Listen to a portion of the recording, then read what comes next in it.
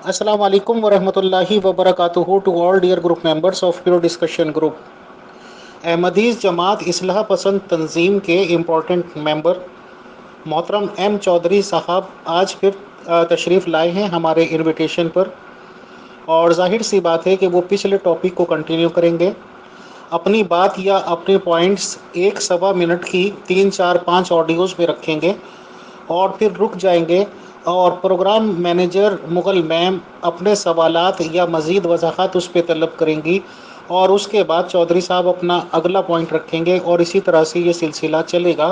बहुत शुक्रिया, बहुत जज़ाकल्लाह। जी अस्सलाम वालेकुम मोहतरम अमीर फैसल साहब और उजाला मुग़ल साहिबा कि आपने मुझे दोबारा मौका दिया, तो हम उसी टॉपिक को भी कंटिन्यू करेंगे। और थोड़ा सा मेरा ख़्याल है कि हम इसको थोड़ा सा इनफॉर्मल अंदाज में करते हैं, बजाय कि हम थोड़ा सा इसको हैवी ड्यूटी रखें, जैसे कि मेरे पहली टॉक्स काफ़ी ज़्यादा थी।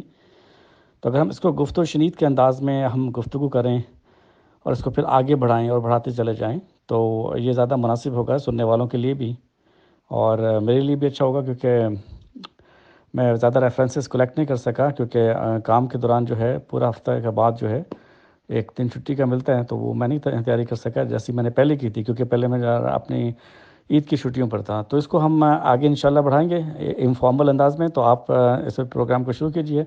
बहुत शुक्रिया जी। अस्सलाम वालेकुम व रहमतुल्लाहि व बरकातुहू। जी मोहतरम चौधरी साहब, वेलकम है आपको ग्रुप में। और जैसा कि आपको पता है कि बातचीत तो हम वहीं से शुरू करेंगे। आपने 1 बाय 1 दलाइल पेश करने हैं, और जैसा कि हमने उसमें रूल्स में लिखा था कि छोटी छोटी ऑडियोज में, और बात जो आपने करनी है वो ये है कि कुरान करीम, हदीस और हज़रत मसीह मऊद अलैहिस्सलाम की तहरीरात और मलफूजात वगैरह की रोशनी में आपने मोहतरम जनाब अब्दुल गफ्फार जंबा साहब को पेशगोई मुस्लिम मऊद 1886 का मिस्दाक साबित करना है। बाकी आगे इसके अलावा आपने उनको मऊद ज़की गुलाम साबित करना है, ईसा इब्न मरियम साबित करना है, 15वीं सदी का मुजद्दिद वगैरह, ये जो कुछ भी उनके दावाजात हैं वो आप साबित करेंगे। हम बात यहाँ से स्टार्ट करते हैं कि सबसे पहले आप ये बताइए कि इन सारे दावाजात में से उनका सबसे बड़ा और मेन दावा कौन सा है। शुक्रिया जी, बहुत शुक्रिया। बिस्मिल्लाहिर्रहमानिर्रहीम। हम वहीं से शुरू करते हैं। मैं थोड़ा सा इसको रिकैप कर देता हूँ ताकि जो नए सुनने वाले हैं उनके लिए, कि हम यहाँ पर ये साबित कर रहे हैं कि हज़रत मिर्ज़ा साहब अलैहिस्सलाम ने जिस जमात की बुनियाद जो है 1890 के लगभग डाली थी, और जो कि इस्लाम की कंटिन्यूशन थी और है, उसमें एक वजूद के नज़ूल का ज़िक्र था जिसकी पेशन गोई आप हमें देकर गए थे। और वो जो वजूद था जिसको आप अपनी जिस्मानी ज़रूरियत में तलाश करते रहे, और मुसलमानों की तरफ से एक बड़ा प्रेशर आपके ऊपर आया कि जनाब आपका वो रूहानी बच्चा या जिस्मानी बच्चा जो आपको देना था अल्लाह ने, वो तो पैदा ही नहीं हुआ। फिर उसके पीछे हम थोड़ा सा जाते हैं। हज़रत मोहम्मद मुस्तफ़ा सल्लल्लाहु अलैहि वसल्लम ने एक वजूद की पेशनगोई की थी जिसका मैंने बहुत तफसील से पहले ज़िक्र किया, वह इमामुकुम मिनकुम। उसका जब नज़ूल होगा तो तुम्हारा इमाम तुम्हें मौजूद होगा, वो इमामत की मौजूदगी में एक शख्स नाजिल करेगा। जैसे मिर्ज़ा ताहिर अहमद साहब फरमाते हैं कि बड़ा शोर है मेरे शहर में किसी अजनबी के नज़ूल का, वो मेरी ही जान ना हो कहीं, कोई कुछ तो जाके पता करे। तो अपनी जमात को वो लाशऊरी तौर पर बयान कर गए थे कि एक अजनबी होगा, ख़ानदान मसीह का कोई शहज़ादा नहीं होगा, पता कर लेना, मेरी ही जहाँ होगी, यानी कि वो हमारे ही अंदर से होगा। हमने जो है इससे पीछे जो है बाइबल का भी बहुत जिक्र किया, the kingdom against kingdom, the nation against nation. फिर बाइबल फरमाती है कि उसका निशान आसमान के बादलों पर ज़ाहिर होगा। तो हमने से ये साबित किया था कि वो वजूद जो है ये वही है जिसकी खबर जो है हज़ूर सल्लल्लाहु अलैहि वसल्लम ने दी और मिर्ज़ा साहिब ने दी, अलग वजूद नहीं है ये। और फिर हमने इस बात पर भी तफसीली रोशनी डाली कि बाइबल के बेशुमार पेशन गोइयाँ जो हैं वो कुछ हालात का जिक्र करती हैं, जिसमें जंगें होंगी, जिसमें जो है कहत होंगे, जिसमें जो है ज़लज़ले होंगे, जिसमें जो है कहत साली होगी, और बड़े तवातर के साथ ऐसी हमें बाइबल में मिलती हैं। और फिर कुरान पाक की हमने आयत ज़ुखरूफ़, सूरह ज़ुखरूफ़ की आयत का जिक्र किया था कि उसका आना ईसा का क़यामत की घड़ी होगा। तो ये हमने सारे जिक्र किए थे, हम इसी को आगे लेकर चलेंगे। تو آپ کا جو پہلا سوال تھا کہ ان کا سب سے پہلا یا سب سے اہم دعویٰ کون سا ہے، تو اس پر ہم آتے ہیں۔ دیکھیے احمدی حضرات، جماعت احمدیہ کی کینوس میں ایک شخص کے آنے کا ذکر ہے۔ رسالہ الوسیط پڑھی ہے، حضرت مرزا صاحب علیہ السلام نے بڑے واضح انداز کے اندر جو ہے اپنی وفات سے پہلے خدا تعالیٰ سے خبر پا کر ایک وصیت لکھی تھی، رسالہ لکھا تھا۔ اس رسالے کے اندر آپ نے ایک پورے کے پورے سیٹ اپ کو جماعت احمدیہ کو دے کر گئے تھے، اور اس کے ساتھ آپ نے فرمایا میرے بعد مل جل کر کام کرو اس وقت تک جب تک کہ کوئی شخص روح القدس پا کر کھڑا نہ ہو جاتا، اس وقت تم خلافت بنا لو یا امامت بنا لو یا انجمن بنا لو، جو تم نے بنانا بنا لو، اس کا آنا تمہارے لیے ضروری ہے، وہ نہیں آئے گا جب تک میں نہ جاؤں گا۔ یہ وہی الفاظ ہیں جو مسیح علیہ السلام نے عیسائیوں سے کیے تھے۔ تو آپ کا سب سے اہم دعویٰ جو ہے وہ یہ ہے کہ آپ وہ وجود ہیں جس کا ذکر اور جس کا وعدہ جو ہے خدا تعالیٰ سے پا کر حضرت مسیح علیہ السلام نے احمدیوں کو دیا تھا، اور فرمایا تھا کہ میرے بعد جو ہے مل جل کر دعاؤں میں لگے رہو۔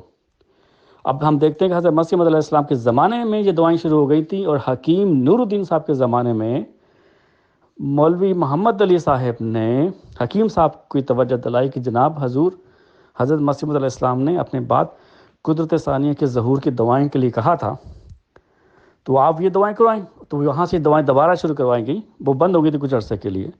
اس سے ظاہر یہ ہوتا ہے کہ حکیم نور الدین کے دور میں وہ منزول نہیں کیا تھا۔ تو آپ کا پہلا دعویٰ جو ہے، سب سے اہم دعویٰ، وہ ہے روح القدس پا کے کھڑے ہونے والا شخص جس نے قدرت ثانیہ کا آغاز کرنا تھا۔ تو اب میں آپ کو دیتا ہوں، آپ اس میں اگر آپ مزید کوئی سوال کریں تو پھر ہم آگے چلیں گے۔ جی محترم چودھری صاحب، بہت شکریہ۔ پہلی بات تو یہ ہے کہ شروع میں آپ نے جس شعر کا حوالہ دیا مرزا طاہر احمد صاحب کا، شعر کا کہ بڑا شور ہے میرے شہر میں کسی اجنبی کے نزول کا، وہ میری ہی جان نہ ہو کہیں کوئی جا کے کچھ تو پتا کرے۔ تو اول تو بات یہ ہے کہ ان کے تو میرا خیال ہے خواب و خیال میں بھی نہیں تھا۔ ہو سکتا ہے وہ کوئی اپنے میرا مطلب ہے کسی اور موڈ میں یہ شعر لکھ رہے ہوں، کیونکہ جب شاعر شعر لکھ رہا ہوتا ہے تو وہ اس کے ذہن میں کون ہوتا ہے یا وہ کیا سمجھ رہا ہوتا ہے یہ صرف شاعر ہی جانتا ہے، اور اس شعر میں کہی گئی بات کو کسی ایسی الہامی پیشگوئی کے مستاق شخص پر ثابت کرنا جو ہے وہ میرا خیال ہے کہ بہت ہی سادہ دلی ہے، اور اس میں سے تو خیر نکل آنا چاہیے۔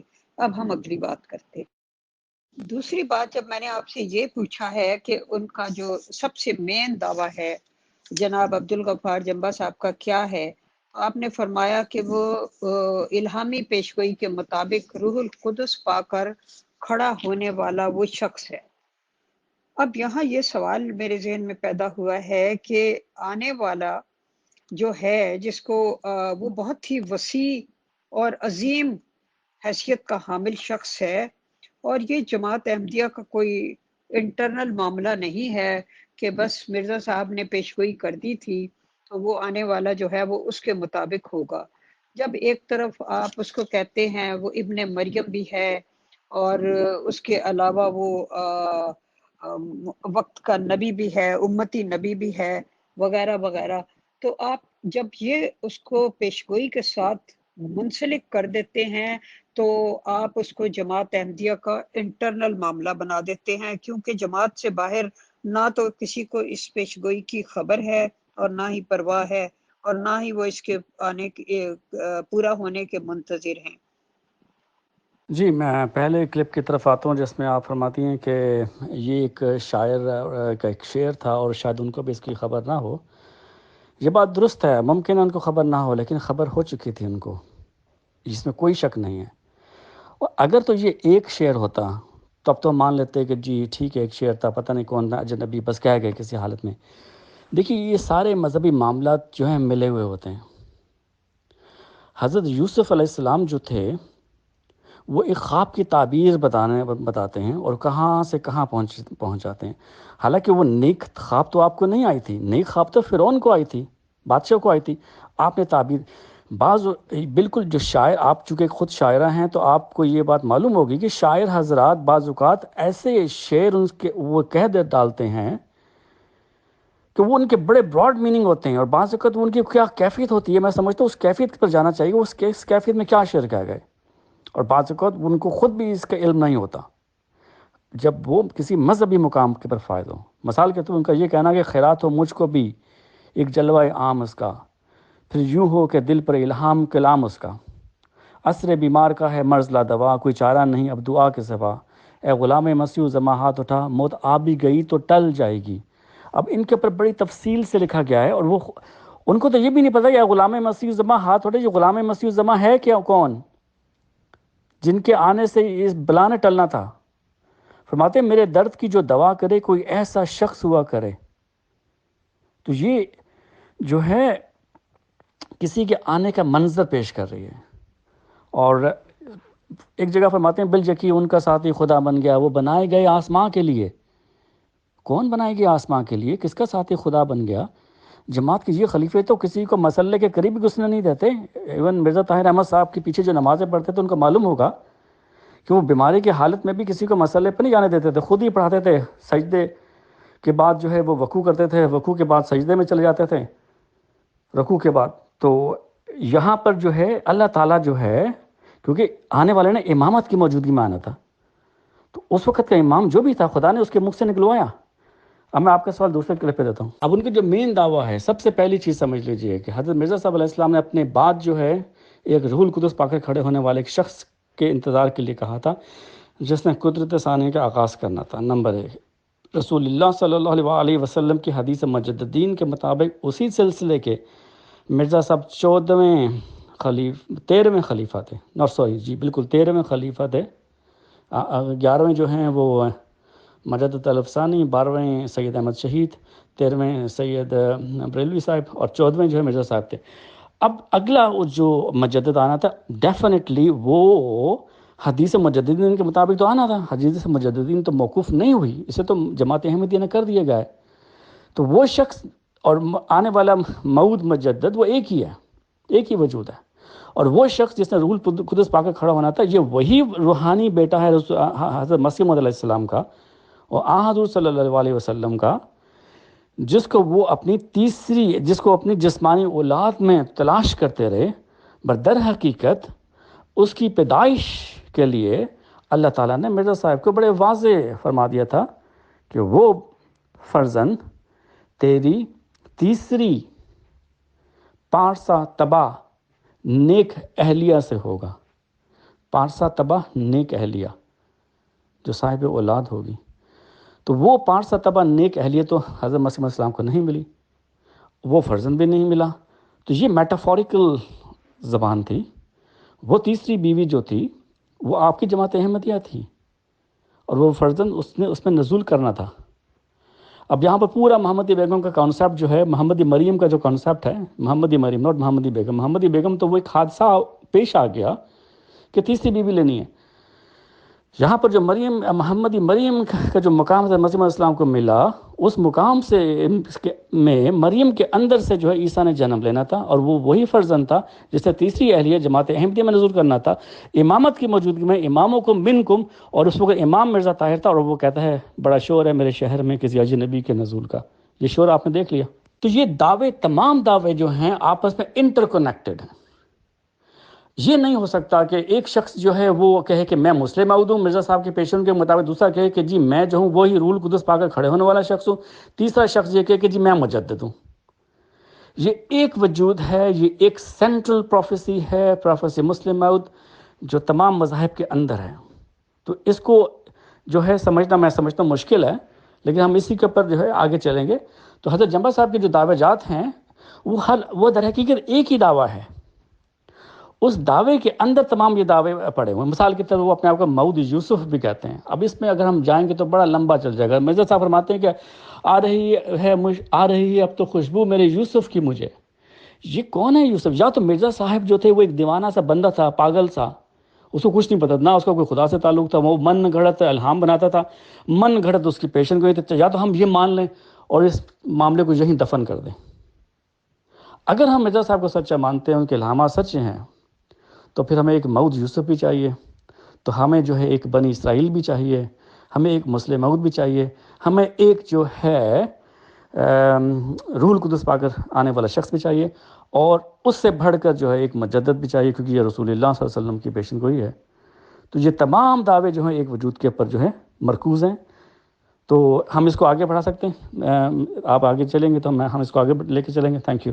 اچھا، یہ جو آپ نے فرمایا کہ اس پیشن گوئی کی خبر جماعت احمدیہ سے باہر کسی کو نہیں ہے، میں تو کہتا ہوں اس پیشن گوئی کی خبر جماعت احمدیہ کے اندر بھی کسی کو نہیں ہے۔ آپ اس پیشن گوئی کو ہماری بہنوں کو، ہماری ماؤں کو، ہمارے جو ہے ان احمدی بھائیوں کو دیتے ہیں، انہیں کہیں کہ بی بی یہ پڑھ کے تو سنائیں۔ 90% لوگ جو ہے نا، جو یہ پیشن گوئی تقاضا کرتے ہیں کہ اس کو ایسے پڑھا جائے، یہ اس کے پڑھنے کی اہلیت بھی نہیں رکھتے۔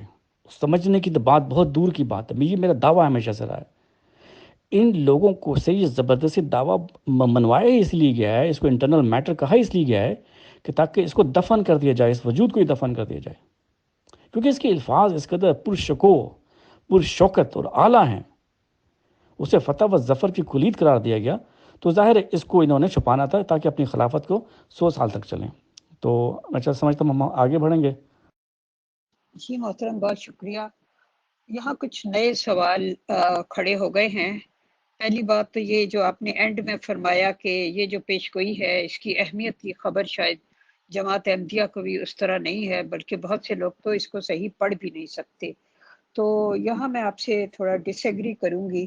یہ پیش گوئی جو ہر سال جب جماعت احمدیہ میں یوم مسلم موعود منایا جاتا ہے تو یہ پیش گوئی پڑھ کر سنائی جاتی ہے، اور لوگوں کو زبانی یاد ہے، حتیٰ کہ بچے بچیوں تک کو، جب وہ ناصرات اور اطفال ہوتے ہیں یا بعد میں جب وہ لجنہ یا خدام بنتے ہیں، ان سب کو یہ پیش گوئی جو ہوتی ہے وہ رٹی ہوئی ہوتی ہے، اور وہ جب اپنی سپیچز میں اس پیش گوئی کو پوری طریقے سے پڑھتے ہیں، اس لیے یاد سب کو ہے۔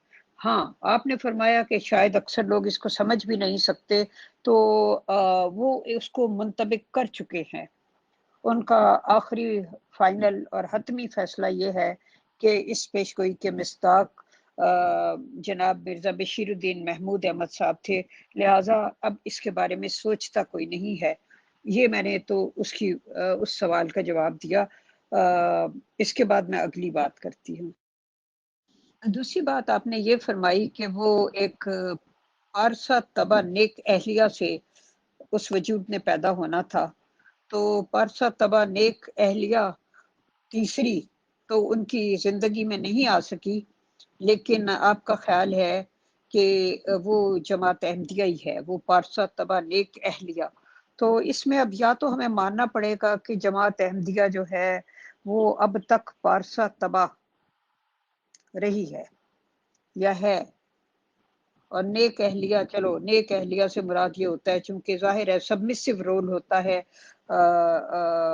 جماعتوں کا اپنے ہیڈ کے مقابلے میں، تو اس لیے اس کو نیک اہلیہ سے لیکن نیک ہونا اس کا مطلب ہے کہ یہ تو، اور اگر یہ نیک اہلیہ، یہ نیک پارسا طبع جماعت ہے تو پھر تو ابھی کوئی خرابی ہی پیدا نہیں ہوئی، تو کسی مرسل کے آنے کی تو ضرورت نہیں بنتی، کیونکہ پچھلی دفعہ آپ نے خود فرمایا تھا کہ جب گمراہی ہو تو تب مرسل آتا ہے۔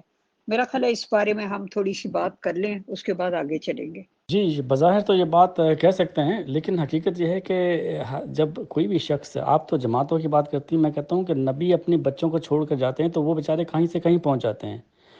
وہ معصوم بچے جو بڑے معصوم ہوتے ہیں اور نبیوں کی گود میں پلے بڑے ہوتے ہیں، وہ خراب ہو جاتے ہیں۔ دیکھیے، یہ تو اللہ تعالیٰ نے ہر شخص کو اس کے رحم و کرم پر چھوڑا ہوا ہے۔ وہ اگر نیکی کی طرف جائے گا تو نیکی کرے گا، برائی کی طرف جائے گا تو برائی کرے گا۔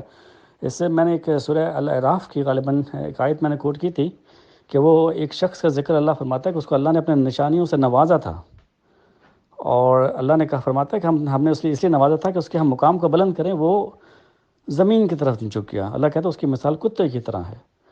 تو حضرت مرزا صاحب علیہ السلام جب جماعت چھوڑ کے گئے تھے تو اپنی اہلیہ چھوڑ کے گئے تھے، وہ یقیناً پاک نیک تھی، اس میں تو کوئی شک نہیں ہے، لیکن اس کے بعد جو ہے آف کورس رسول اللہ صلی اللہ علیہ وسلم کی جو پیشن گوئی ہے، اور مرزا صاحب تواتر کے ساتھ یہ فرماتے ہیں، وسط صدی کے بیچ میں جو فساد برپا ہو جاتا ہے اس کی اصلاح کے لیے خدا تعالیٰ کا یہ قانون ہے کہ وہ ایک مسئلے کو، ایک مسیح، ایک مجدد کو نازل کرتا ہے۔ تو یہ وسط صدی کے اندر جو ہم دیکھتے ہیں جماعت احمدیہ کے وسط صدی میں تو مرزا بشیر الدین محمود صاحب کی 52 سالہ خلافت پھیلی ہوئی ہے، جس میں سارے فساد جو کریٹ کیے گئے، وہ فساد کیا کریٹ کیے گئے ہم اس کے اوپر ڈسکس کر سکتے ہیں، اور بڑی جمبا صاحب نے بڑی تفصیل سے اس کے اوپر ڈسکس کیا ہے۔ تو یہ کہنا کہ پارسا تباہ جو ہے تو وہ تو پارسا تباہ نہیں رہی۔ تو میں اس سلسلے میں ایک اور الہام میرے ذہن میں آ رہا ہے، تو میں اس کی طرف تھوڑا سا ذکر کروں گا تاکہ اس چیز کو جو میں بیان کرنا چاہتا ہوں اس کی تقویت پہنچے۔ حضرت مرزا صاحب علیہ السلام کو جب یہ الہام ہوتا تھا نا ذکی غلام کے بارے میں کہ اس کی پیدائش کے بارے میں، تو اس کے ساتھ ایک الہام اور بھی ہوتا تھا، وہ یہ تھا کہ بیوی بیمار ہے۔ وہ کہتے تھے کہ بیوی جو ہے وہ سخت بیمار ہے۔ اب وہ یہاں پر جو بیوی کی جو سخت بیماری تھی وہ ظاہری حالت میں لے رہے تھے، اور اس کے ساتھ ہی بچے کی پیدائش کا بھی الہام ہوتا ہے۔ تو میرا اس کے پاس ریفرنس نہیں، میں اس وقت ڈھونڈ نہیں سکتا تذکرہ میں، تھوڑا ٹائم لگ جائے گا، لیکن یہ بڑا بلکہ یہ جو ہے یہ میرے ذہن میں آ گیا کہ آپ فرماتے ہیں اس بر ملین صحاب لک غلام زکیہ، جب یہ بچے کی پیدائش کا الہام ہوا، آپ فرماتے ہیں کہ یعنی مجھے ایک اور الہام بھی ہوا، اس کا مطلب یہ ہے کہ یعنی اے میرے خدا میری اس بیوی کو بیمار ہونے سے بچا اور بیماری سے تندرست کر۔ تو آپ فرماتے ہیں یہ اس بات کی طرف اشارہ ہے کہ اس بچہ کے پیدا ہونے کے وقت کسی بیماری کا اندیشہ ہے۔ اب یہ بچہ کون سا ہے؟ یہ بچہ ہے اس بر ملین صحاب لک غلام زکیہ، وہ تو غلام زکی آپ کو ملا ہی نہیں، اور بیوی بھی آپ کی اس کی پیدائش کے بغیر بیمار نہیں ہوئی تھی۔ یہ آپ کی تیسری اہلیہ کی، جس کو اللہ 5 سا تباہ نیک اہلیہ فرماتا ہے، اس کی بیماری کا ذکر ہے۔ اس کے اندر سے جس بچے نے پیدا ہونا تھا اس وقت حالات کچھ ایسے ہی ہونے تھے جیسے وہ آپ کے سامنے جماعت احمدیہ میں نظر آتے ہیں۔ تو یہ بھی دیکھیں اللہ تعالیٰ کس طرح جو ہے معاملے کے کلیئر کرتا ہے، اور ممکن نہیں ہوتا اللہ جو ہے جس شخص کے اوپر یہ الہام کرتا ہے جو اگلے وقت کے لیے اس کو اس کا سارا علم بھی دے۔ جی محترم، بہت شکریہ۔ بات یہ ہے کہ اصل پروگرام جو آج ہے اس کا مقصد یہ ہے کہ آپ نے سب سے پہلے قرآن پاک کی روشنی میں، نمبر 2 حدیث کی، اور نمبر 3 آپ نے مرزا صاحب کے الہامات کی روشنی میں آپ نے محترم غفار جمبا صاحب کو وہ سارے دعوے جو ان کے ہیں ان کا مصداق ثابت کرنا ہے۔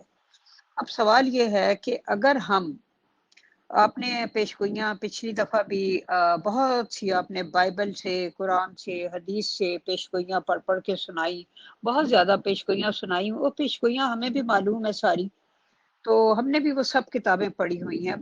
پیشگوئیاں اپنی جگہ ٹھیک ہیں، موجود ہیں، حق ہیں، لیکن آپ نے ثابت کرنا ہے کہ جمبا صاحب اس کے مصداق ہیں، کیونکہ اس وقت کئی اس کے دعوے دار موجود ہیں۔ احمد عیسیٰ بھی انہی پیشگوئیوں کا دعوے دار ہے۔ ریاض گوہر شاہی صاحب جو ہیں وہ بھی الہام الہی پا کر کھڑے ہونے کے دعوے دار تھے، اور ان کی بھی جماعت اسی طرح سے، اب ان کی جگہ وہ یونس گوہر شاہی صاحب ہیں، کوئی وہ کام کر رہے ہیں۔ اور محترم زاہد خان صاحب بھی دعوے دار ہیں کہ جس آنے والے عیسیٰ کا ذکر رسول اللہ صلی اللہ علیہ وسلم نے کیا تھا وہ میں ہوں، اور ناصر سلطانی صاحب بھی اس 15ویں صدی کے مجدد ہونے کے دعوے دار تھے، اب پتہ نہیں وہ کہاں ہیں۔ تو میرا مطلب ہے یہ اتنے سارے دعوے داروں میں سے آپ کا کام یہ ہے کہ آپ 1 بائی 1 کر کے جمبا صاحب کو ان پیشگوئیوں کا مصداق ثابت کریں۔ سب سے امپورٹنٹ بات جو ہے وہ یہ ہے، کیونکہ ہم اور فروئی باتوں میں نہیں الجھتے، بلکہ آپ سے 1 بائی 1 ایسے دلائل کا مطالبہ کرتے ہیں، چاہے آپ پہلے قرآن سے دیں یا حدیث سے دیں۔ جی، سب سے پہلی جو چیز ہے، ظاہر ہے اگر آپ یا احمدی حضرات یہ سمجھتے ہیں کہ ان کو ایسی پیشن گوئیاں ملیں جیسی پہلے کسی نبی کے حق میں نہیں، رسول اللہ صلی اللہ علیہ وسلم کے حق میں ایسی پیشن گوئیاں نہیں دی گئیں کہ جی محمد جس کے باپ کا نام عبداللہ ہوگا وہ عرب میں ہوگا اور اسماعیل کے لڑی سے ہوگا اور جزیرہ نما عرب میں اترے گا اور جو ہے وہ یتیم ہو جائے گا، تو اس طرح تو پیشن گوئی نہیں ہوتی۔ کہیں تو آپ نے تقویٰ سے بھی کام لینا ہے، کہیں تو آپ نے وزڈم سے بھی کام لینا ہے، اور جو ہے کہیں تو آپ نے جو ان چیزوں کا سمجھنا ہے۔ تو پیشن گوئی تو میں تو ابتلا ہوتی ہے۔ پہلی جو چیز آپ سمجھ لیجئے جو بہت ضروری ہے وہ یہ ہے کہ خلیفہ ثانی کا دعویٰ، اسے آپ اگر وہ سچا ہے تو آگے کوئی مسئلہ موعود نہیں ہے، ختم ہو گیا، ٹھیک ہے جی، پہلی چیز۔ پھر جمبا صاحب اب فارغ ہو جاتے ہیں۔ دوسری چیز، اگر حدیث مجددین جو ہے وہ جھوٹی ہے اور من گھڑت ہے تو 2 وجود یہاں سے فارغ ہو جاتے ہیں، ایک جمبا صاحب ہی فارغ ہو گئے اور دوسرے مرزا صاحب ہی فارغ ہو گئے، ٹھیک ہے۔ میں اگلے کلپ میں آتا ہوں۔ تیسری چیز جو ہے وہ یہ ہے کہ حضرت مرزا صاحب علیہ السلام نے جس تواتر کے ساتھ اپنی احمدیت کی کینوس میں ایک شخص کے آنے کا ذکر کیا، قدرت ثانیہ کا آغاز کرنے والا، اگر وہ بھی آغاز ہو چکا ہے، جیسے احمدی کہتے ہیں کہ جی قدرت ثانیہ کا آغاز جو ہے وہ خلافت احمدیہ ہے، تب جو ہے جنبہ صاحب فارغ ہو گئے، تب تو کوئی گنجائش نہیں رہتی کسی آگے اس شخص کی۔ دیکھیے، میں نے اپنی پہلی ٹاک میں یہی کہا تھا کہ جنبہ صاحب کو آپ مرزا صاحب سے الگ نہیں کر سکتے، ان کا اپنا یہ کہنا ہے کہ میں وہ ہوں جو تمہیں نظر نہیں آتا، اور مجھے میرے آقا سے جدا نہیں کر سکتے۔ تو ہم نے جو ہے یہاں پر آقا اور غلام کے اندر دیکھتے ہیں وہ کیا مماثلت تھی۔ اگر ایک شخص کو مرزا صاحب کے دعوے سارے سمجھ میں آتے ہیں تو وہ معیار جو ہیں ہمیں یہاں پر بھی ڈالنے پڑیں گے، ٹھیک ہے نا۔ اچھا، ہم اس کے اوپر ہم ظاہر ڈسکس کر سکتے ہیں، وہاں پر میں آپ کو حدیث مجد الدین بھی ملے گی، اور وہاں پر آپ کو جو ہے کیا نام ہے عیسیٰ کی وفات کو ثابت کر کے جو ہے اس میدان میں آنا وہ بھی سمجھ میں آ جاتا ہے۔ اس کے علاوہ جو ہے رسول اللہ صلی اللہ علیہ وسلم کی پیشن گوئیاں کہ امام مہدی اور مسیح کے بارے میں جو تھیں کہ وہ امام اول مہدی اول میں اور مسیح آخر میں ہوگا، وہ بھی آپ مرزا صاحب کے اوپر اپلائی کرتے ہیں۔ وہاں پر ہم سب چیز اپلائی کرتے ہیں ایک مغل کے اوپر جس کا نام مرزا غلام احمد ہے، اور جس کی ماں کا نام چراغ بی بی اور باپ کا نام غلام مرتضیٰ ہے۔ وہاں پر حکیم نور الدین اور مولوی محمد علی صاحب اور خواجہ کمال الدین اور ایون اقبال کو یہ تمام چیزیں سمجھ میں آ جاتی ہیں۔ تو ہمیں آج بھی وہی وزڈم اور وہی فراست اور وہی تقویٰ چاہیے ان پیشن گوئنگ کو اس وجود کا سمجھنے کے لیے، ادروائز آپ آگے نہیں بڑھ سکتے۔ اگلے کلپ میں ہمارے ایک دوست خالد واسطی صاحب نے ایک پرفارما بنایا، اس میں لکھا کہ آپ اس طرح ثابت کریں۔ میں کہتا ہوں اگر وہ وہاں پر جنبہ صاحب کا نام ہٹا کر سے مرزا غلام احمد لگا دی جائے اور اس کو ثابت کیا جائے، جو چیزیں آپ وہاں لکھتی ہیں وہاں لکھیں گے ایگزیکٹلی بین ہی وہی چیزیں اگلے وجود کے اوپر پورا ہوتی ہیں، خواہ وہ سورج اور چاند کو گرہن لگنا ہو، خواہ وہ حدیث مجددین ہو، خواہ وہ حالات ہوں، خواہ وہ جو ہے بائبل کی پیشن گوئیاں ہوں، وہ تمام چیزیں جو ہیں پوری ہوتی ہیں۔ اور میں اپنی پہلی ٹاک میں یہ ثابت کر چکا ہوں کہ مسیح احمدیوں کے لیے دو مسیح ہیں، ایک تو لل مہدی اللہ عیسیٰ جس کے مرزا صاحب بہت زیادہ مصداق تھے، ایک وہ ابن مریم ہے جس نے محمدی مریم کے بدن سے پیدا ہونا تھا، جو فرزند تھا آپ کا، جس کو آپ تلاش کرتے رہے۔ اب سوال یہ پیدا ہوتا ہے کہ اگر ہم دوسرے دعوے داروں کو لے لیجئے، مثال کے طور پر ایک دعوے دار یہ کہتا ہے کہ عیسیٰ آسمان پر زندہ موجود ہے، تو میں تو اس کے دعوے پر نہیں غور کر سکتا، اس لیے کہ ہمیں قرآن جو ہے وہ قرآن کے باطل ایک بات کرتے ہیں، تو وہ ہٹ جاتا ہے۔ دوسرا دعوے دار یہ کہتا ہے کہ جناب قرآن پاک جو ہے وہ 80% یا 90% تو جو ہے جبرائیل کا تھا یا لکھا ہوا تھا، اللہ کا کلام ہی نہیں ہے، اللہ کا کلام تو شاید 2-3% ہی ہو، تو اس کی بات کے اوپر بھی غور نہیں ہو سکتا، کیونکہ ہم نے جو کسوٹی بنائی ہوئی ہے کسی بھی دعوے دار کو ماننے کے لیے، جو ہماری جو ہے آخری کسوٹی وہ قرآن پاک ہے۔ تو اسی قرآن پاک سے ہم جنبہ صاحب کے دعوے کو بھی ثابت کرتے ہیں، اور اسی قرآن پاک سے ہم جو ہے خلیفہ ثانی کے دعوے کو باطل قرار دیتے ہیں۔ اب میں تھوڑا سا اس کے اوپر ایک چھوٹا سا کلپ لگاؤں گا۔ اللہ تعالیٰ قرآن پاک میں سورہ نساء میں فرماتا ہے، آیت نمبر 159 ہے، وَإِن مِّنْ أَهْلِ الْكِتَابِ إِلَّا لَيُؤْمِنَنَّ بِهِ قَبْلَ مَوْتِهِ وَيَوْمَ الْقِيَامَةِ يَكُونُ عَلَيْهِ شَهِيدًا۔ یعنی اس کا مطلب یہ کہ اہل کتاب میں سے کوئی بھی ایسا نہ بچے گا جو عیسیٰ پر ان کی موت سے پہلے ایمان نہ لے آئیں، اور قیامت کے دن ان سب پر گواہ ہوں گے۔ تو یہاں پر ہمیں یہ بات ثابت ہوتی ہے کہ ابھی ایک وجود میں آنا ہے، عیسیٰ کا نزول ہونا ہے۔ اسی چیز کا ذکر پیشگوئی مسلم موت کے اندر بھی ہمیں ملتا ہے، ٹھیک ہے۔ اور ہمیں اللہ تعالیٰ قرآن پاک سے یہ بات بھی سکھاتا ہے کہ جب وہ کسی موعود وجود کی خبر دیتا ہے، اس بر ملین صحاب و علاقہ غلام زکی، غلام زکی تجھے ملے گا، تھوڑا انتظار کر، تو وہ انتظار کے بعد ہی پیدا ہوتا ہے۔ مرزا بشیر محمود احمد 11 سال کا نوجوان لنگوٹی پہنے گھر میں گھوم رہا تھا، وہ اس کا مصداق نہیں ہو سکتا، کیونکہ قرآن پاک ہمیں ایک کلیہ بتاتا ہے۔ وہ کلیہ کیا ہے جو ہمیں جنبہ صاحب نے دیا کہ ہر مبشر وجود بشارت کے بعد پیدا ہوتے ہیں۔ یہ کامن سینس ہے، یہ دیکھیے یہ تو بہت بڑی کامن سینس یہ چیز ہے کہ بشارت کے بعد ہی وجود پیدا ہوگا، تو خلیفہ ثانی تو ختم ہو گیا۔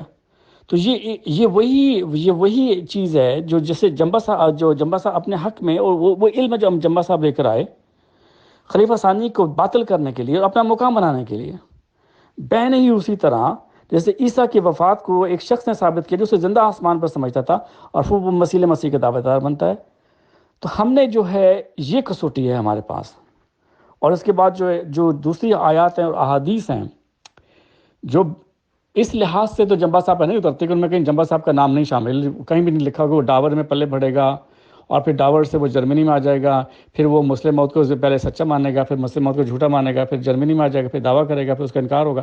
تو ایسی چیزیں، ایسی پیشن گوئیاں جو ہوتی ہیں وہ جانوروں کے لیے تو ہو سکتی ہیں، لیکن جو ریشنل فینومنا ہے، جو خدا تعالیٰ کی وہ قوم ہے جس کو اس نے ریشنالٹی عطا کی ہے، ان کے لیے آج سے پہلے کبھی بھی نہیں ملی۔ جی محترم چودھری صاحب، بہت بہت شکریہ آپ کا۔ آپ نے بالکل ٹھیک کہا کہ اس طرح اتنی واضح تو نہیں ہوتی کہ وہ اس طرح ڈاور میں پیدا ہوگا، پھر وہ یہاں سے جرمنی آ جائے گا وغیرہ وغیرہ، اس طرح تو ظاہر ہے کچھ بھی نہیں ہوتا، نہ کبھی ہوا ہے۔ لیکن جو قرآن و حدیث میں جو ذکر ہوتا ہے، چلو ہم مانتے ہیں کہ وہ بھی اتنا واضح نہیں ہوتا، چلو پیشگوئیوں کے ٹھیک ہے، انسان ان کو سمجھ نہیں پاتا۔ اور بقول مرزا غلام احمد قادیانی صاحب کے، انہوں نے فرمایا تھا کہ بھلا فرض کرو مسیح موت کا ذکر قرآن میں بھی نہ ہوتا اور حدیث میں بھی نہ پایا جاتا تو پھر کیا تھا؟ صادق اپنے نشانوں سے شناخت کر لیا جاتا ہے۔ دیکھو حضرت موسیٰ کا ذکر بھلا پہلی کس کتاب میں درج تھا؟ اس کے بعد مزید فرماتے ہیں، یاد رکھو خدا کی تازہ بتازہ گواہی صدق کی دلیل ہو سکتی ہے، صرف دعویٰ بلا دلیل صدق کے ہرگز دلیل نہیں ہو سکتا، بلکہ جس دعوے کے ساتھ خدائی شہادت نہ ہو وہ جھوٹا ہے اور خدا کے مواخذے کے قابل ہے۔ اس کے بعد بھی اور فقرات ہیں جو اس وقت مجھے یاد نہیں ہیں۔ تو مطلب یہ ہے کہ وہ کہتے ہیں کہ کم از کم کوئی بھی دلیل نہ ہو کسی کتاب سے، کچھ بھی واضح نہ ہو رہا ہو، تازہ بتازہ نشانات اس کے حق میں ظاہر ہو رہے ہوتے ہیں۔ تو آپ برائے کرم ان نشانات کا تھوڑا سا تذکرہ کر دیجئے تاکہ جتنے بھی سننے والے ہیں وہ ان نشانات کی روشنی میں پرکھ سکے۔ شکریہ۔ دیکھیے حضرت مرزا صاحب علیہ السلام کو یہ فرمانا بجا ہے کہ اگر مسیح موت کا ذکر نہ قرآن میں ہوتا نہ جو ہے احادیث میں ہوتا، تو وہ اپنے نشانات اور دلائل سے جو ہے ظاہر اب وہ نشانات کون سے تھے جو حضرت مسیح موعود السلام نے ہمیں دیے تھے، آپ ان کے اوپر غور کیجئے۔ پھر دوسری چیز یہ ہے کہ اگر ہم اس کلیے کو اگر ہم قانون بنا لیں تو ہم دیکھتے ہیں کہ حضرت عیسیٰ علیہ السلام تو بیچارہ نشانات کے ساتھ اور کتاب کے ساتھ بری طرح سے ریجیکٹ ہو گیا۔ دیکھیے آپ ایک چیز نہ مت بھولیے کہ ہم جس وجود کے یہاں کا ذکر کرتے ہیں، جس کے لیے یہاں بیٹھے ہوئے ہیں، وہی عیسیٰ ابن مریم ہے جس کی خبر جو ہے رسول اللہ صلی اللہ علیہ وسلم نے دی تھی، اور جو بڑی غربت، مفلسی اور بے کسی کی حالت کے اندر جو ہے یہودی نظام کے اندر نازل ہوا تھا۔ وہ نشانات کے ساتھ بھی آیا تھا، دلائل کے ساتھ بھی تھا، کتاب کے ساتھ، وہ تو ریجیکٹ ہو گیا۔ تو ہم اس اسٹیٹمنٹ کو یونیورسل نہیں بنا سکتے۔ دوسری چیز یہ ہے کہ جو جمبا صاحب کے جو نشانات ہیں، وہ سب سے بڑا نشان تو یہ ہے کہ انہوں نے اس عقیدے کو جس کے اوپر جماعت احمدیہ بیٹھی ہوئی 100 سال سے، اس کے ٹکڑے ٹکڑے کر کے پھینک دیے، اور ان کے مولوی مربی گھر سے نہیں نکلتے۔ کیا اس سے بڑا کوئی نشان ہے؟ وہ جماعت احمدیہ جو اجرائے نبوت کے اوپر جو ہے دنیا کو فتح کر لیتی ہے، آج ان کے پاس کچھ ہے ہی نہیں، کچھ بھی نہیں ان کے پاس۔ انہوں نے آگے جن کو کیے ہوئے ہیں وہ بالکل ہی چوڑے چمار قسم کے لوگ کیے ہوئے ہیں کہ جی وہ الجھے رہیں اس بحث کے اندر، ہم اپنی گوٹے نہیں استعمال کریں گے۔ کیا یہ نشان نہیں ہے؟ دیکھیے حضرت موسیٰ علیہ السلام کو جو نشان ملا تو وہ کیا تھا؟ آپ نے اپنا عصا پھینکا، وہ سارے سپولوں کو کھا گیا نا۔ تو کہ یہ آج جو عصا جمبا صاحب نے پھینکا ہے اس کے سامنے کوئی آپ کو نظر آتا ہے؟ یہ کیا نشان نہیں ہے؟ پیشن کو مسلم موت کو جو انٹرنل میٹر دے کر دفن کر دیا گیا تھا، اس میں ایک شخص جو ہے، ایک نہایت ہی مفلس، جس کے بارے میں مرزا صاحب فرماتے ہیں کہ وہ ایک معمولی انسان ہوگا اور بعض دھوکہ دینے والے خیرات سے قابل اعتراض ٹھہرے گا، وہ شخص کھڑا ہوتا ہے اور ان کے ٹکڑے ٹکڑے کر کے پھینک دیتا ہے۔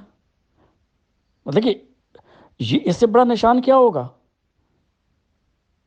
یہ جماعت تو جو ہے، ان کے پاس مسلم ٹی وی احمدیہ ہے، ان کو تو چاہیے تھا کہ اس شخص کو بلاتے، اس کو بٹھاتے، اس کے سامنے 4 مربی بٹھاتے، اس کا تو ستیہ ناش کر کے پھینکتے کہ چل نکل یہاں سے، تو کہاں سے مسلم بن بیٹھا۔ لیکن ایسا ہوئی نہیں۔ تو سب سے بڑا نشان یہ ہے کہ اس نے اس دعوے کو جو ایک خلیفہ نے کیا، اس کو ٹکڑے ٹکڑے کر کے پھینک دیا۔